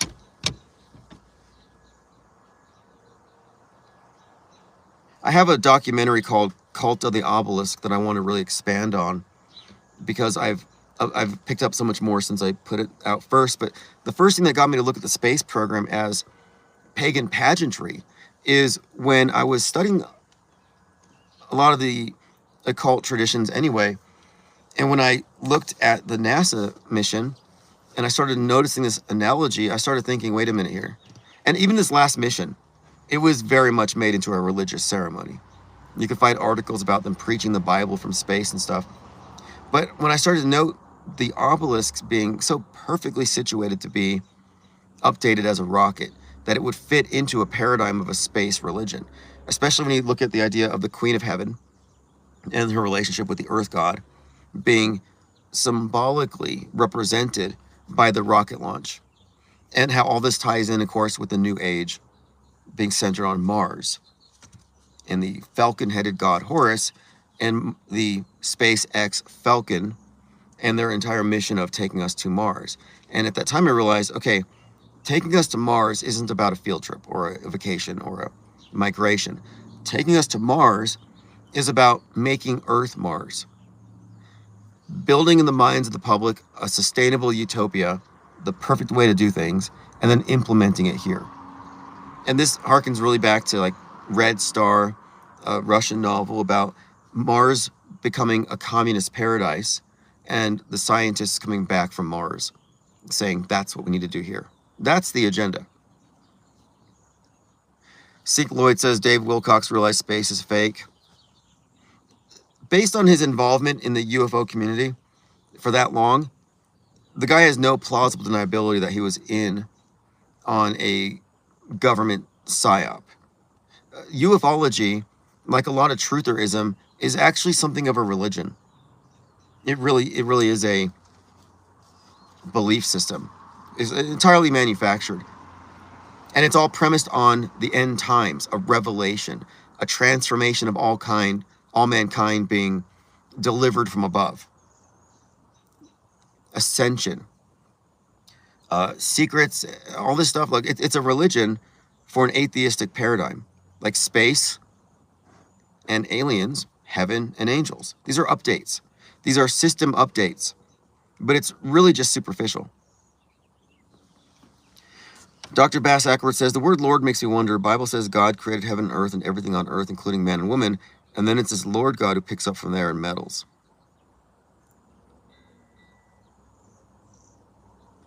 Fascinating. Well, I'm comfortable with the idea that there is a central source of everything in a very, not necessarily deistic way, but like, I think you could make the case, sure, that there's a central thing, but the personifications of it are where I start to doubt that it's real. And as far as the world that we're in, the Masons worship the great architect of the universe. And the word demiurge means architect.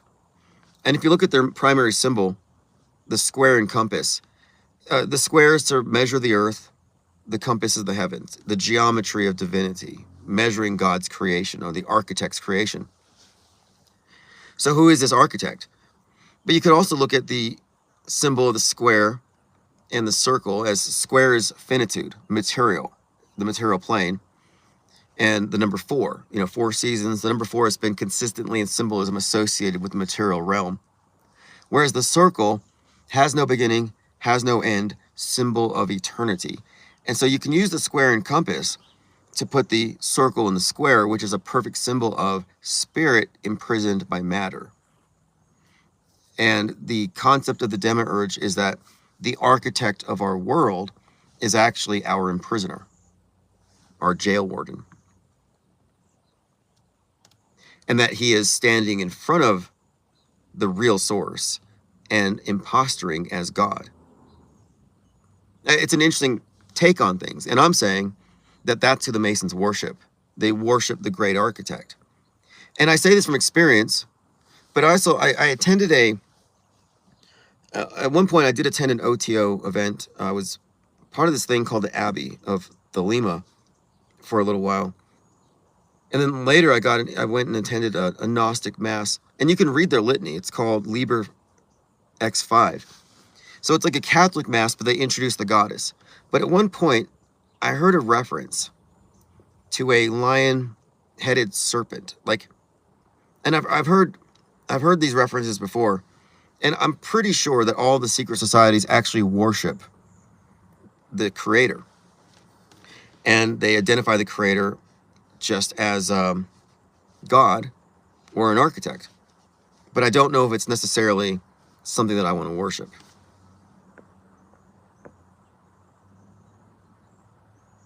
And wouldn't you think that a world controlled by the dark side would have a controlled opposition in place?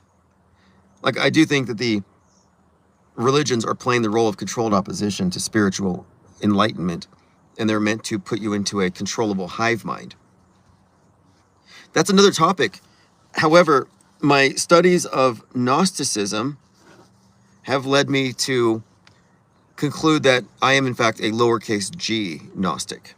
I'm not really connected to any of this mythology, but there's something to their process that I heavily identify with. And it has to do with the acceptance of mass deception and the recognition that knowledge is better than belief. And informed disbelief and skepticism and rejecting illusions is the right way to go. I say what we're doing here is media Gnosticism. You've got media believers in the mainstream, media believers in the alternative, but what about the non-believers? We don't have a place. And that's because we are operating from outside of their false world.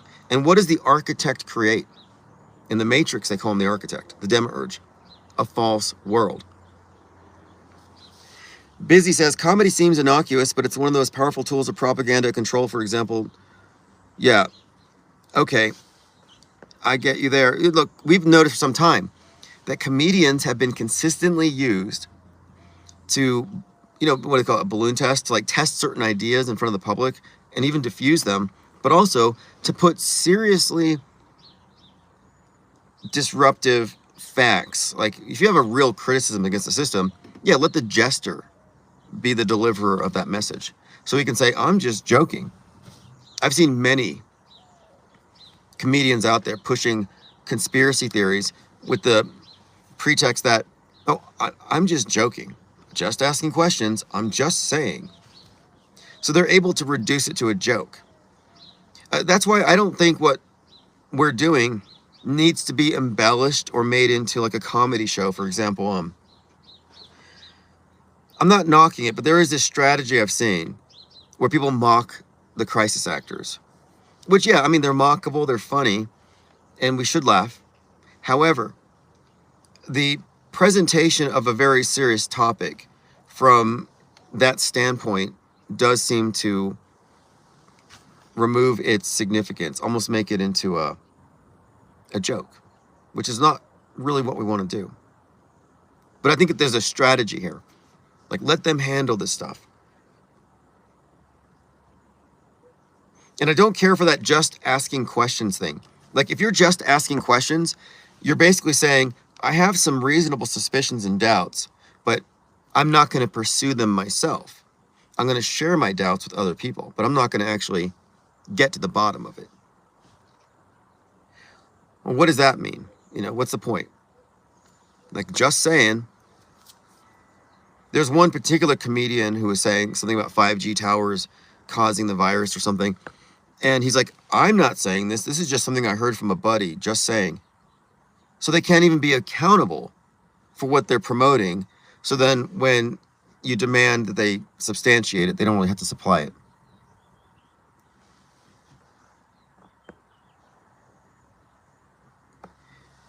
Lean Dion says, comedians are the new conspiracy theorists with a focus on J-Pill. Yeah, I was talking to someone about Roseanne Barr the other day because she has come out as a big conspiracy theorist, QAnoner. She says that the elite eat babies or vampires. They drink adrenochrome. She's gone full bore QAnon. But that entire story is based on blood libel. So it's basically J-Pill repackaged for a more diverse audience because they want more numbers. So how is Roseanne Barr simultaneously pro-Israel and identifying herself as a Holocaust or a daughter or granddaughter of Holocaust survivors, but then how is she promoting anti-Semitic or anti-J conspiracies? It doesn't really comport.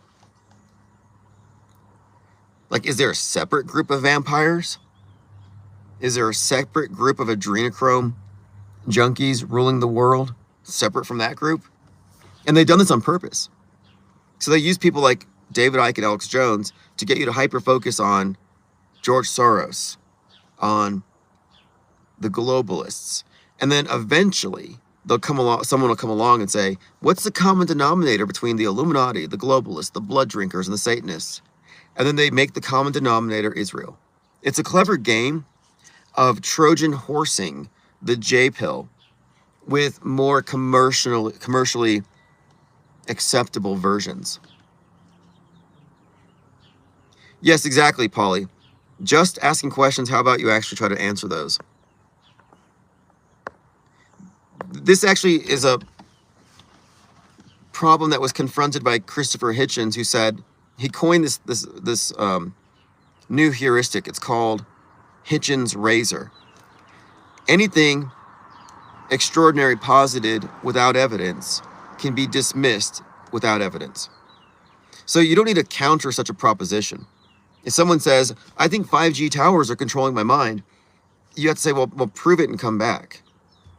If somebody gives me a tip and they try to convince me that John Stossel is actually JFK Jr., it's like, look, I'm not going to put that on my credibility. That's a big deal. If you can prove that, you will shake the world. So why don't you prove it and then come back on my show? And if you don't really mean it, why are you propagating it? Like the people who say that gorillas are people in costumes and that pandas don't exist. It's like, if you really believe that, you would go zoo to zoo to zoo live streaming that truth and waking up the world. I don't see any live streamers who would say that pandas don't exist or koalas are fake. Some have even gone so far as to say chimpanzees are fake and duck-billed platypuses don't exist.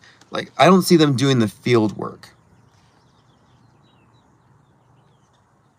And I'm all for asking questions or questioning things, but we're in the process of seeking.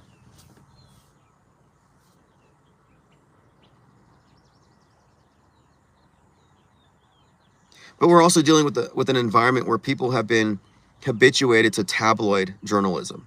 Like, they're more interested in the accusations than the facts of it, or in the story of it and the entertainment value. For about 3 days, people had been completely distracted from the war in Iran by the fillers, by the Botox of Jim Carrey, and how it led a large swath of the population to think that the Illuminati killed Jim Carrey for talking about them on late show television. Was it Jimmy Kimmel? Late night television shows, where he referenced the all-mocking tongue. So the people were saying, well, the Illuminati killed him because he's trying to wake us up to how bad Hollywood is. So they had to replace him with a clone in order to receive the award. So you have the Illuminati clone replacement conspiracy theories out there.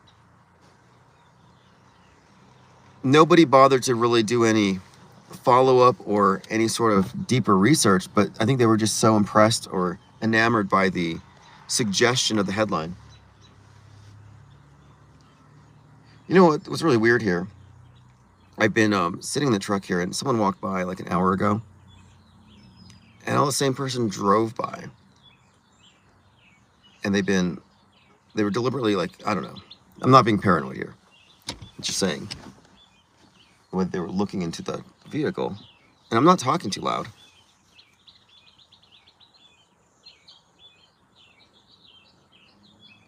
Let's see here. Yes, busy. I was thinking about Hansel and Gretel. Yeah, there's a lot of stories you can find. The blood libel myths aren't new, but they get repackaged and resold. I think David Icke upgraded the thing with reptilians. He made it more science fiction-y, and he added that into the ancient alien stuff. So David Icke fused a lot of new age and simulation theory into traditional blood libel-based conspiracy theories.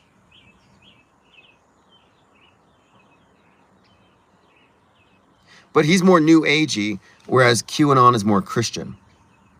So you do have that distinction as well. There's a level of religiosity that truthers have that more leans into, weirdly enough, Gnosticism. But it's also sort of a science fiction-y version of Christianity. Like this time travel stuff. Capture the Loop says, Shakespeare's Globe Theater has all sorts of occult measurements and hidden meanings. Sometimes I wonder if all history isn't just some play. Endless Julius Caesar remakes. That's exactly what I think it is.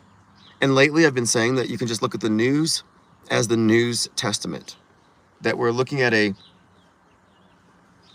worldview, a paradigm that has the template of a religion, but it's disguised.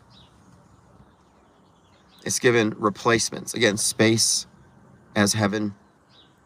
They use the movies and the space dramas to replace traditional pagan psychodramas, but it's all still based on the sun. Swirling Spice says, people in the 60s thought McCartney was replaced by a lookalike after a car crash. Replacement narratives have been going on for a long time. Yeah, that's true. Cloning, replacements, MK Ultra. These are all planted narratives back in the 60s. The guy who created the idea of the mind-controlled assassin, the Manchurian candidate thing, was friends with JFK and JFK's brother RFK. And he's the one who drove RFK to the hotel where he got shot. Erica says, do you think any free Assange activism was misplaced energy? Justice actions and anti-war actions seems better than other things. I hate to say it, but yeah.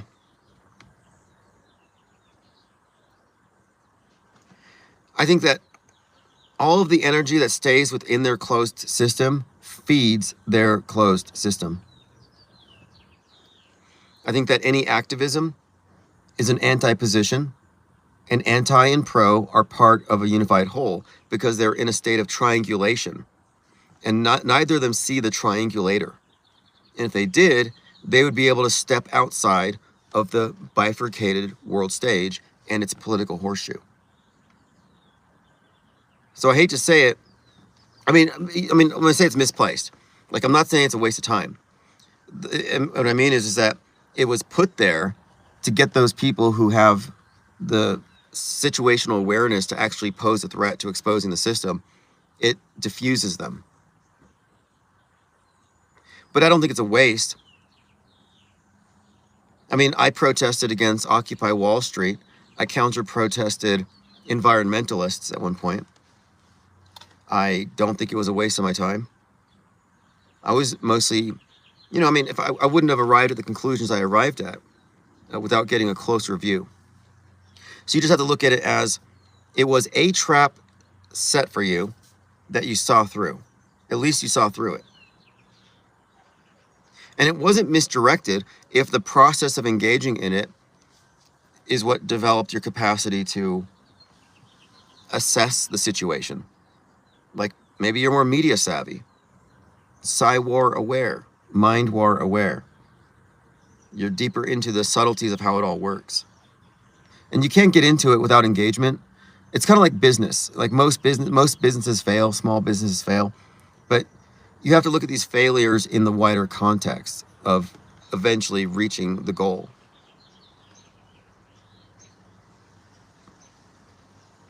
The people who are apathetic, who don't try, who don't care, who don't even go into activism, never reach that goal. They never find out because they never had the curiosity.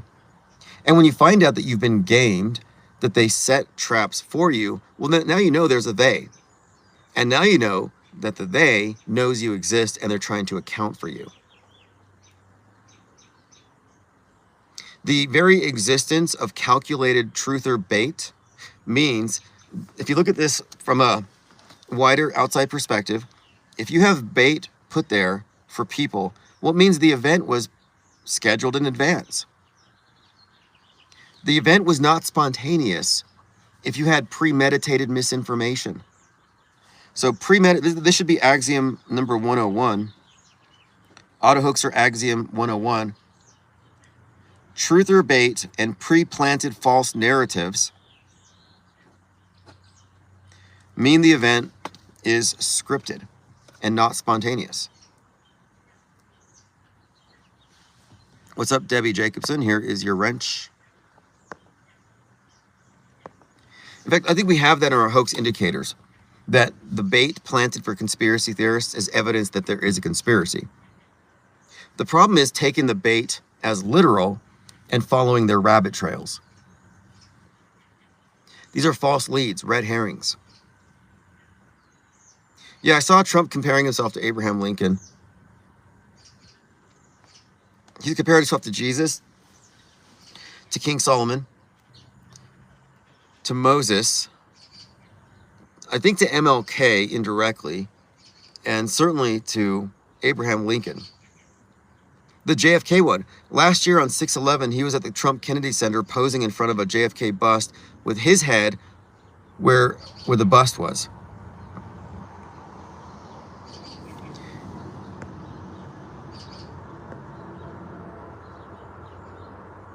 Busy says, so much occult meaning in text. For one thing, they're all about spycraft, surveillance, misinfo campaigns, assassinations, written by spies as a government project. I'm sure John D. Yeah, okay, so John D. was the original 007. He was a spy, and he did work with encryption, ciphers. John D., of course, was really is the grandfather of Western occultism or ritual magic. He coined the phrase British Empire. He was an advisor to Gerardus Mercator, which is also an intriguing connection. Spycraft, high-level occultism, and the mapping out of the globe, cartography. He was also a big advocate for the Gregorian calendar, a proponent of that, so there you have the time control element. And there's this weird letter between John D. and Gerardus Mercator about a supposed 33-mile circumference magnetic rock at the center of the North Pole. So here's, okay, going back to Buzz Aldrin and Mercator. Okay, so Mercator mapped your globe. Buzz Aldrin went to the moon. Buzz Aldrin says, there's a monolith on Mars. Mercator says, there's a 33-mile circumference black magnetic stone at the center of the North Pole. The people who believe they're on a globe and the people who believe that we went to the moon must therefore, to avoid contradictions, address why they do or do not believe Mercator and Aldrin when it comes to the monolith and the black rock at the center of everything.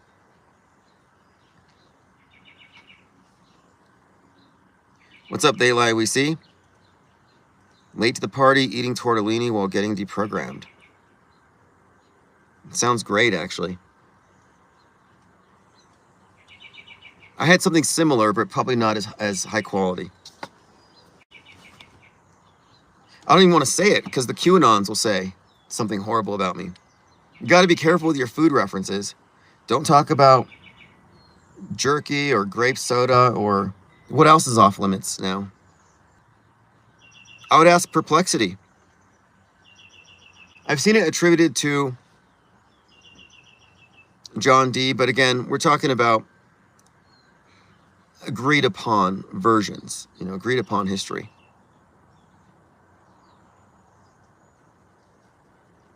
Lies agreed upon. Media is lies agreed upon. Okay, let's see here. Maybe I can finally get through my tweets. You know what? X right now is being just totally overrun. People are sharing the misinformation but we'll see. I mean, it is really weird that Cole Allen was in an ABC News report. Ryan Routh was in a Newsweek video in Ukraine. Thomas Crooks was in a BlackRock video. As far as history goes, I think here's where we're at the cutting edge. Because there are a lot of people who are questioning things deeply. And when it comes to history, there are people who have significant doubts as to what went on before. There's a lot of conjecture over it. But sadly, the conspiracy theories all mystify it. Like mud flood theory or the hidden 1,000 years. The idea that 1,000 years was actually, I guess, removed and it was hiding this age of high tech where everybody flew around on blimps and had free energy. Like, we have a lot of people focused on these hypothetical pasts that we cannot verify, that you can't really test for. And yet, here we, every single day, are demonstrating manufactured history in the making. And when you look at the pattern and how it's implemented, and then you just extrapolate from that, you can see that this pattern holds true going back 6 or 7 decades plus. So I can prove to you right now how we are living in a manipulated version of events, that our history is in fact fake. But I can only vouch for the last 60 or 70 years. I'm not going to make wild claims that I can't provide substantive reasons for, other than, it's an entertaining story.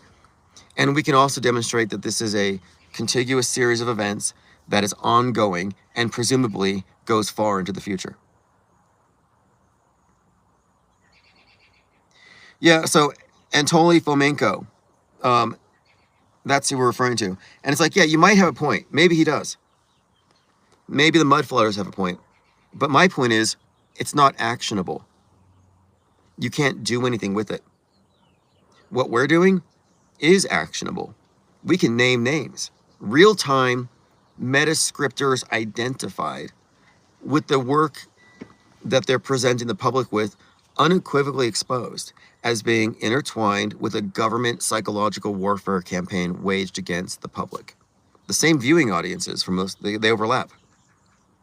We can demonstrate the manipulation of history real time and recent history in particular.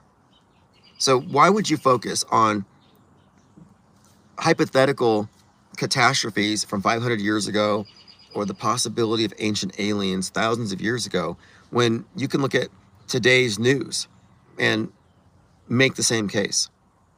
But not only make the same case, but show how it's an ongoing process, and you can point out the entities, the institutions, the individuals directly involved. If you can name names to the living and breathing participants in this ongoing mind war campaign, it's a lot more damaging to the system than having your head in the mud. And that's why they promote mud flood. That's why they promote Antiquitech and ancient aliens. And they mystify things like pyramids. Like, oh, we don't know how pyramids were made. Must have been flying saucers. We know everything about the pyramids. Well, not we, but the process of building them is well understood. And the names of the builders are well known because those families have their own separate cemeteries, the builders of the pyramids. So the process, the builders, it's not a mystery. But there's no money in it if it's not a mystery. So it's been mystified.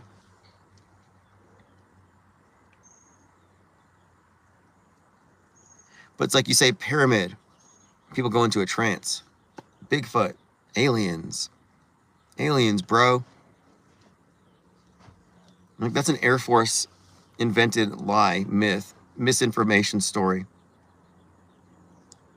Capture the Loop says, I wonder how many metascriptors lost jobs to AI. D. Nixon says, what's your opinion of the fittest flat earther? Well, the fittest flat earther is likely a plant, because there's too much content harvesting for me to think that he's not a plant. I also think that he's typical mainstream entertainment. Like, he's not an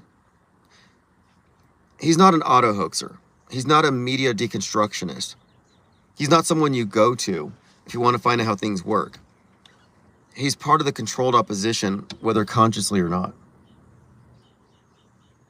What these individuals do is they tap into a natural curiosity that people have when they do see anomalies. And he is providing conspiracy candy, conspiratainment, infotainment. Oh, he's in line. See, okay, you say there's a firmament. Like, okay, that's another thing. I'm not a believer in any religion, but I don't even think that the firmament dome thing is a Christian belief. And if you're positing that we're in a dome, don't tell me that rainbows are evidence of it, because rainbows aren't domes. I'd also like to know, how high up does the dome go? Is the dome flat, or is the dome curved? Is the dome higher in the middle and then it goes down? And does it touch the ground in Antarctica? One of the things that I recognize too is that religious conspiracy theories are part of the controlled opposition. The very concept of dome Earth is suggests that you believe you have a model and that your model is superior to the globe. And I don't think anybody has enough information to claim to have a complete model. And if your basis for a complete model is biblical, it's incomplete. It's not based on actual investigation. It's based on beliefs, not additional facts that you can provide.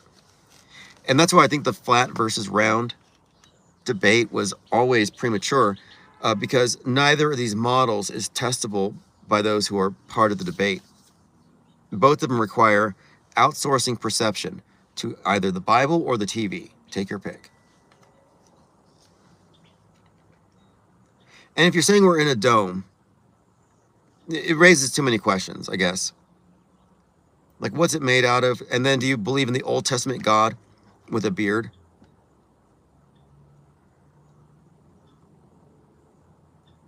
Are you a Bible literalist? Do you believe in Noah's flood?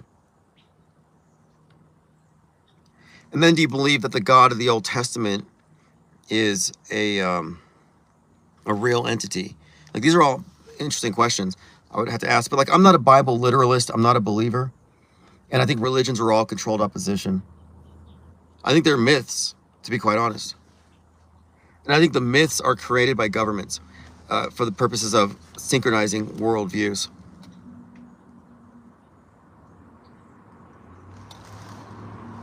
I mean, I don't know enough to say that, what this place is 100%, but no one does. Ask your average globe earther, who's bought into the system entirely, what's at the edge of the universe? Well, we don't know. There's a point where we all say, I don't know. D. Nixon says, I agree on religion 100%. Well, I don't know. There's this sneaky tactic that I don't really approve of. I think it's the no true Scotsman fallacy, where someone will say, well, I don't believe in religion. I'm against religion, but I do believe in the Bible. Or I am a Christian, but I don't believe in religion. It's like, can you really separate the two? And they do this because they say, well, those guys weren't real Christians. Catholics aren't real Christians. Mormons aren't real Christians. Every other denomination except for me is not a real Christian. That is the concept of the no true Scotsman fallacy, where a person is able to disassociate from any examples that would reflect poorly on them.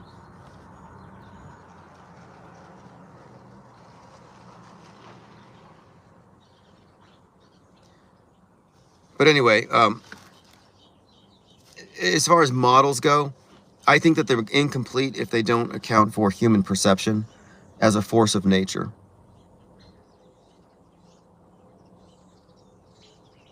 I mean, to me, that's really the bottom line here. I mean, if I had reason to conclude that I was just an ape with no free will, I would be enjoying my life a lot more, and I wouldn't really be thinking too deeply about the meaning of it all. But I've always experienced the intrinsic meaningfulness of this place on a level that suggests that the universe itself is moving through human perception as a conduit. Like, we are, in fact, co-creative in a sense, that we're actually in this system, a cybernetic system. And if you don't account for human perception as a force of nature, as an influence, then your model isn't complete. Now, the modern paradigm is that we don't have any sort of output except for our carbon footprint, and that our minds are just an extension of our brain, and the sense of self is an illusion. So in that sense, there's no reason to account for us because we don't matter. I'm suggesting that we're the only thing that matters here. So I'm kind of a human supremacist. That makes me a speciesist. Like, I think we're better than cockroaches.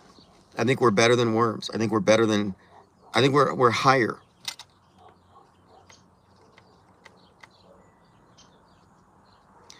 All right, let's see here.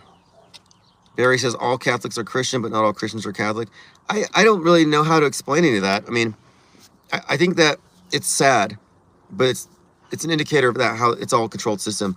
But it's sad how people cannot be friends over a common agreement in a higher power, something transcendent and perfect and beautiful, but instead they become spiteful, hateful, and backstabbing and nasty, which makes sense if you consider who manufactures the religions.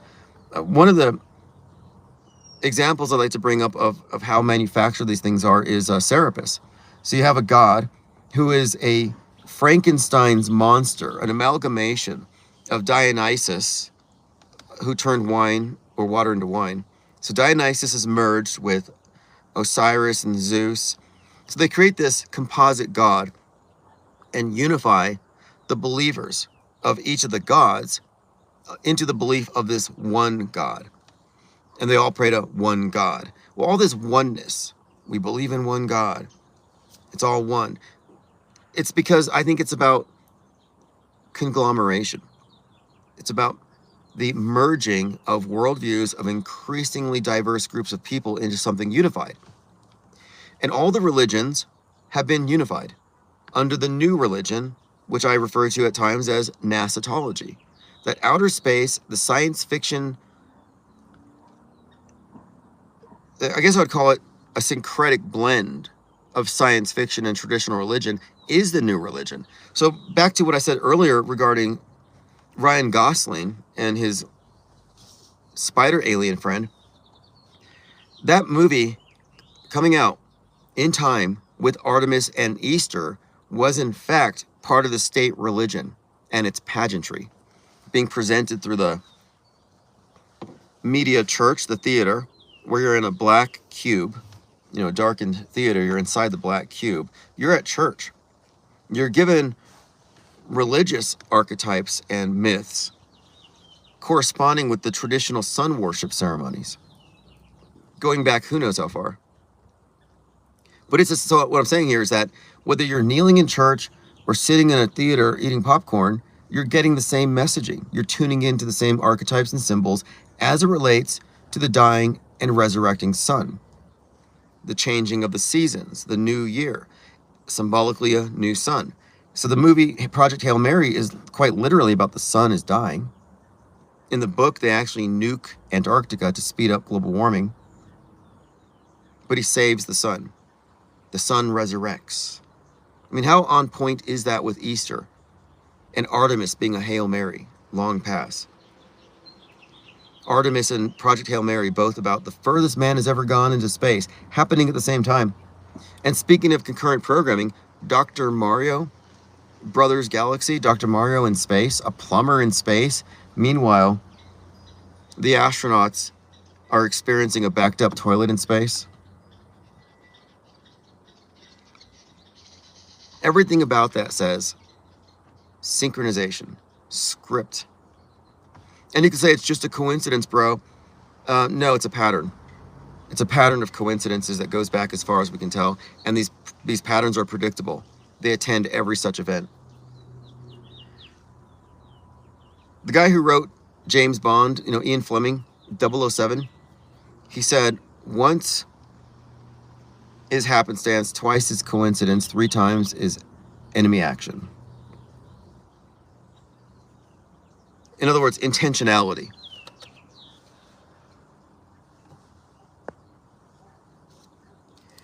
All right, so again, if you just got here, we're going to be back to open phones. And we're going to be using open phones primarily to create, and other things as well. I have a lot of clips I'm going to create, but we're going to be creating a lot of clips, which I'm sending to a video clipper website, where I have a group of people who will be uploading these clips to X, to YouTube, to TikTok, to wherever.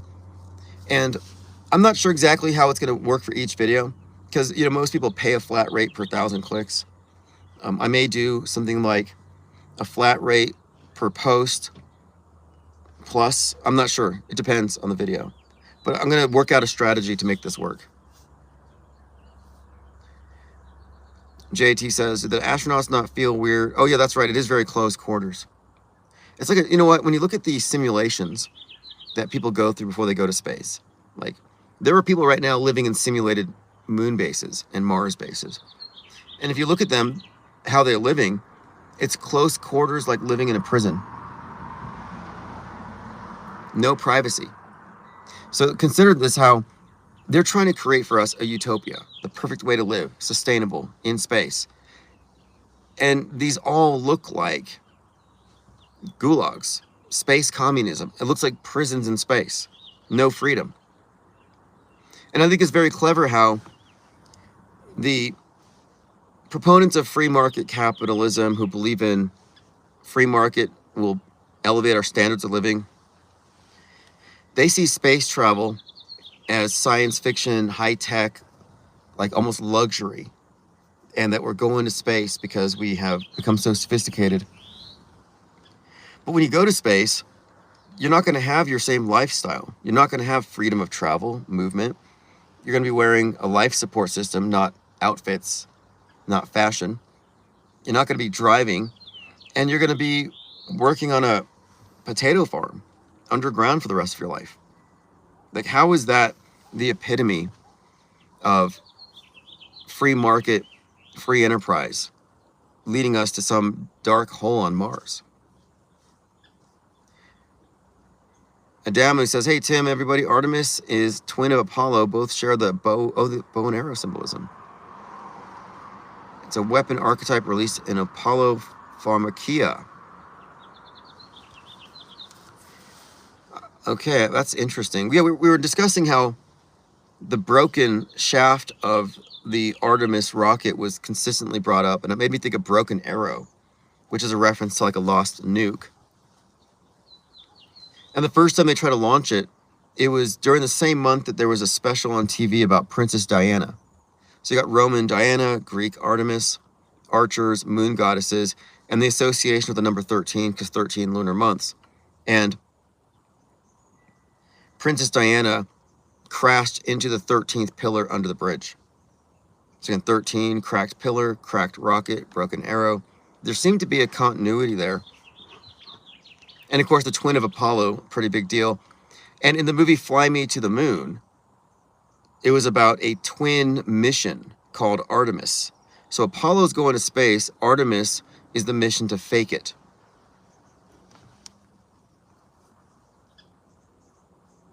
In fact, let me go through my notes. Somebody had posted something here about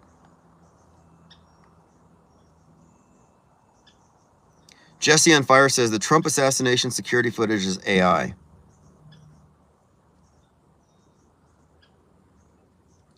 Just what we need. I think a lot of the big channels out there are running cover. They're all doing disinfo. Okay, I'm going through your comments.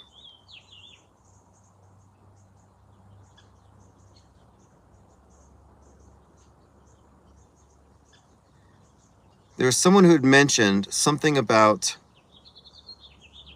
a video game that has an Artemis 2. If I don't find it now, I'll find it later. And we did address a little bit of Jimmy Dore, who had a show titled Butler Assassination Attempt Was Faked and Trump Was In on It with Professor Jang. And I talked about that earlier because, of course, and that was by Vinny, appreciate the comment there. The reason why I think it's a big deal is that I was like, how far are they going to go with this professor and with Tucker, where they're talking about the number 33, they're calling things fake. And I thought, are they attempting to co-opt this space? And I listened to that podcast, and it's Jimmy Dore and Professor Yang talking about how Charlie Kirk was a ritual sacrifice. And when I heard that, I said, okay, these guys are guardrailing. You would not arrive at that conclusion. You would not ever arrive at, oh, that was a blood ritual. It's like, where'd you get your information? And then Jimmy Dore's like, how do you know it's Masonic? Oh, I don't know. It's like, what, Masonic is just a vague adjective? It's purposefully vague. Like point out the ritual. Show me the spell book. I was asking this recently for the people who said, oh, Jim Carrey was an obvious Illuminati ritual sacrifice. Okay, well, show me the Illuminati manual that says revelation of the method. Show me their book of laws. Oh, they obey the cosmic laws where they have to tell you what they're going to do. I love all this mystification where they can't provide sources. And I hate to be that meme, like source, but if you can't source your explanation, it might just be something to fill in the gaps. It's likely logically fallacious. And that's one of the things that I've been doing here is pointing out the faulty reasoning that enables people to stand by false explanations. And that these false explanations shouldn't be defended so passionately because each one represents a hole in your mental immune system that you need to patch up. So we're doing everybody a favor here by exposing holes in their mental immune system that can be exploited again and again and again. When these individuals like Tucker or Jimmy Dore or Yang, when they arrive at the same conclusions, just, you know, where they're basically saying this was an actual killing, it's like, wait, you were so close. You called it staged, you called it fake, but now you think it's a ritual. You were so close. It happens every time. So these are not errors. These are not bugs. These are features. These are purposefully disseminated guardrail narratives to stop people from doing this.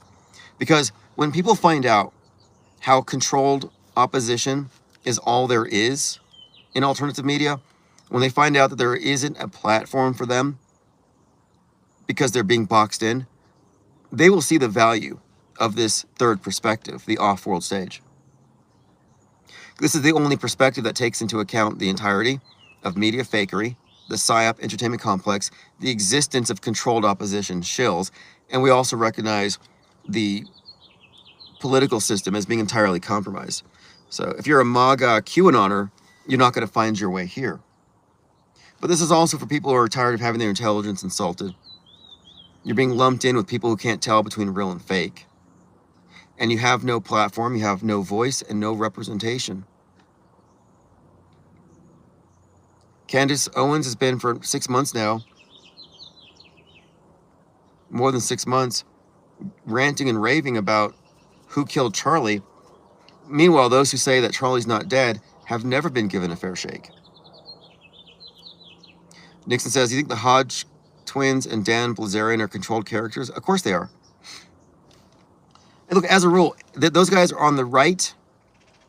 In fact, the woke right spectrum. They're on the woke right side of the political horseshoe. Of course they're controlled. I hate to say this, but every content creator existing in alternative media is controlled. It's that bad. And not only that, but the followers who actually believe them and echo their talking points, they're also controlled opposition. If you are still following mainstream, like your mainstream friends, you would not disagree with me here. Your mainstream friends are controlled by the opposition, are they not? If mainstream is controlled by the system and everybody you know follows it, then from your perspective as alternative media or an outsider, they are in opposition to you because they're standing up for the world of lies that you're shouting down. So from that perspective, everybody participating in alternative media is controlled opposition to the mainstream. It's called triangulation. And the triangulation is built into the world stage, the paradigm itself, which presupposes that the events that preceded it were fundamentally real. So all of the people operating in that false system are false. Yeah, I'm sorry, Mark Dice as well. In fact, he blocked me on X. This is going to spill out into a wider audience soon, but it's very difficult for people to grasp how truly compromised the system is. That there is no platform for the uncontrolled opposition. Everybody is controlled opposition if they take these certain talking points. And you can just say, like, for example, anybody promoting chemtrails, controlled opposition. Anybody promoting anti-vax, controlled opposition. Anybody promoting anti-Israel, controlled op. Anybody promoting anti-Islam, controlled op. So both the woke right and the mainstream right, all their politicos are controlled. And why is that? Because they're all existing in the fictional universe where 9/11 was real, where COVID was real, where the news media is reporting and not manufacturing events. And then, yeah, plain decoded says, yeah, there's two types of controlled opposition, dupes and those who know what they're doing. So you might say, well, I really like Stu Peters. There's no way he's controlled opposition. Okay, fine. If he's not controlled opposition, then he's just really dumb. Or, I mean, what I mean is, like, he's been dumbed down and he's a dupe and a stooge. So you can cope with the betrayal and pretend like the person you're following just got fooled.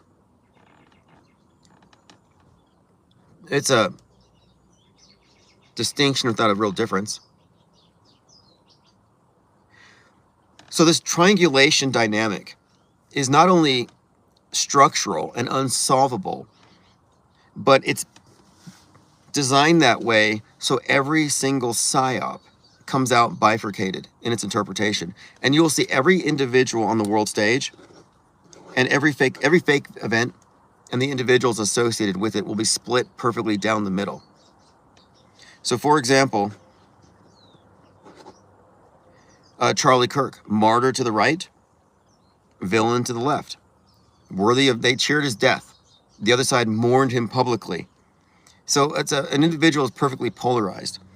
And then when it comes to the interpretation of the event, one side says the political left did it, the other side says Israel did it. Like, you have these schisms built into these things, because these things are designed for a system of triangulation where one side is always set up to fight against the other. Sink says, Charlie Kirk died for our grins. Yeah, see, there's a lot of people cheering his death on. I saw some guy went up to Alex Stein, and they said, because he was one of Charlie Kirk's friends, I think, he said, Charlie Kirk was far right his whole life, but he leaned left at the end. And Alex Stein said, that's not funny. How dare you? And I was like, wait, this is the same Alex Stein who said, I want to congratulate George Floyd on being sober for 5 years on the 5th anniversary of his death. So the same guy who mocked George Floyd can't take mockery of the white George Floyd, Charlie Kirk. And there's an article in The Atlantic about this. I'm the one who first brought this up, that Charlie Kirk is to the right what George Floyd is to the left. I can substantiate this. I can explain it. They even have the same birthday, which is now a holiday for Charlie Kirk. But the significance of each in the context of the factions explains it all. But my point of it is, Alex Stein couldn't take that joke. D. Nixon says, I miss Charlie, the character that awoken me to the modern day Operation Mockingbird. Well, he was a fake Christian. He wasn't a real Christian. Like, think about this. Think about how deceitful the system is, where you got fooled into thinking this guy was a Christian, that he was trying to wake you up, when he was participating in a psyop that constitutes, I think, one of the most significant political assassinations since JFK, that he knew about it when he signed up for the role 13 years prior. And that TPUSA was always grassroots, always fake, and nothing they told you was ever leading you towards the truth. He told you about Operation Mockingbird, but he didn't tell you about squibs or fake history or government-controlled influencers, plans. These are wolves in sheep's clothing. I don't think you should credit them with waking you up necessarily. Maybe in the sense that limited hangout operatives will give you some good bit of information. But of course, it's all put in the context they control. So when we talk about limited hangout operations, it refers to a big secret is going to be kept, but they know it's really hard to keep secrets. So they purposefully leak a small part of it. And the leaker is controlled. And by doing this, they're able to attract the people who are looking for the secret. And then they're able to control that group and limit how much they know. So the limited hangout operation is a way of controlling the opposition by growing the operation and by being there grassroots at the middle of it when it begins. And that's where a lot of these conspiracy theorists originate. These are the centers of limited hangout ops. And so you can find the good information, but you have to separate it from the context they give to you.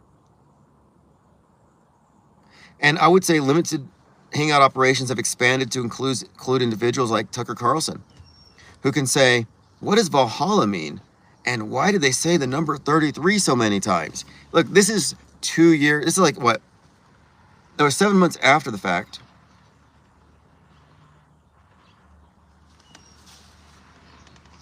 Someone is pulling up behind me. It's not Sunday, is it? Okay, I've got to answer the door here. We'll be back later. Appreciate your time and attention and comments. I will archive this one because I want to get the transcripts uploaded again.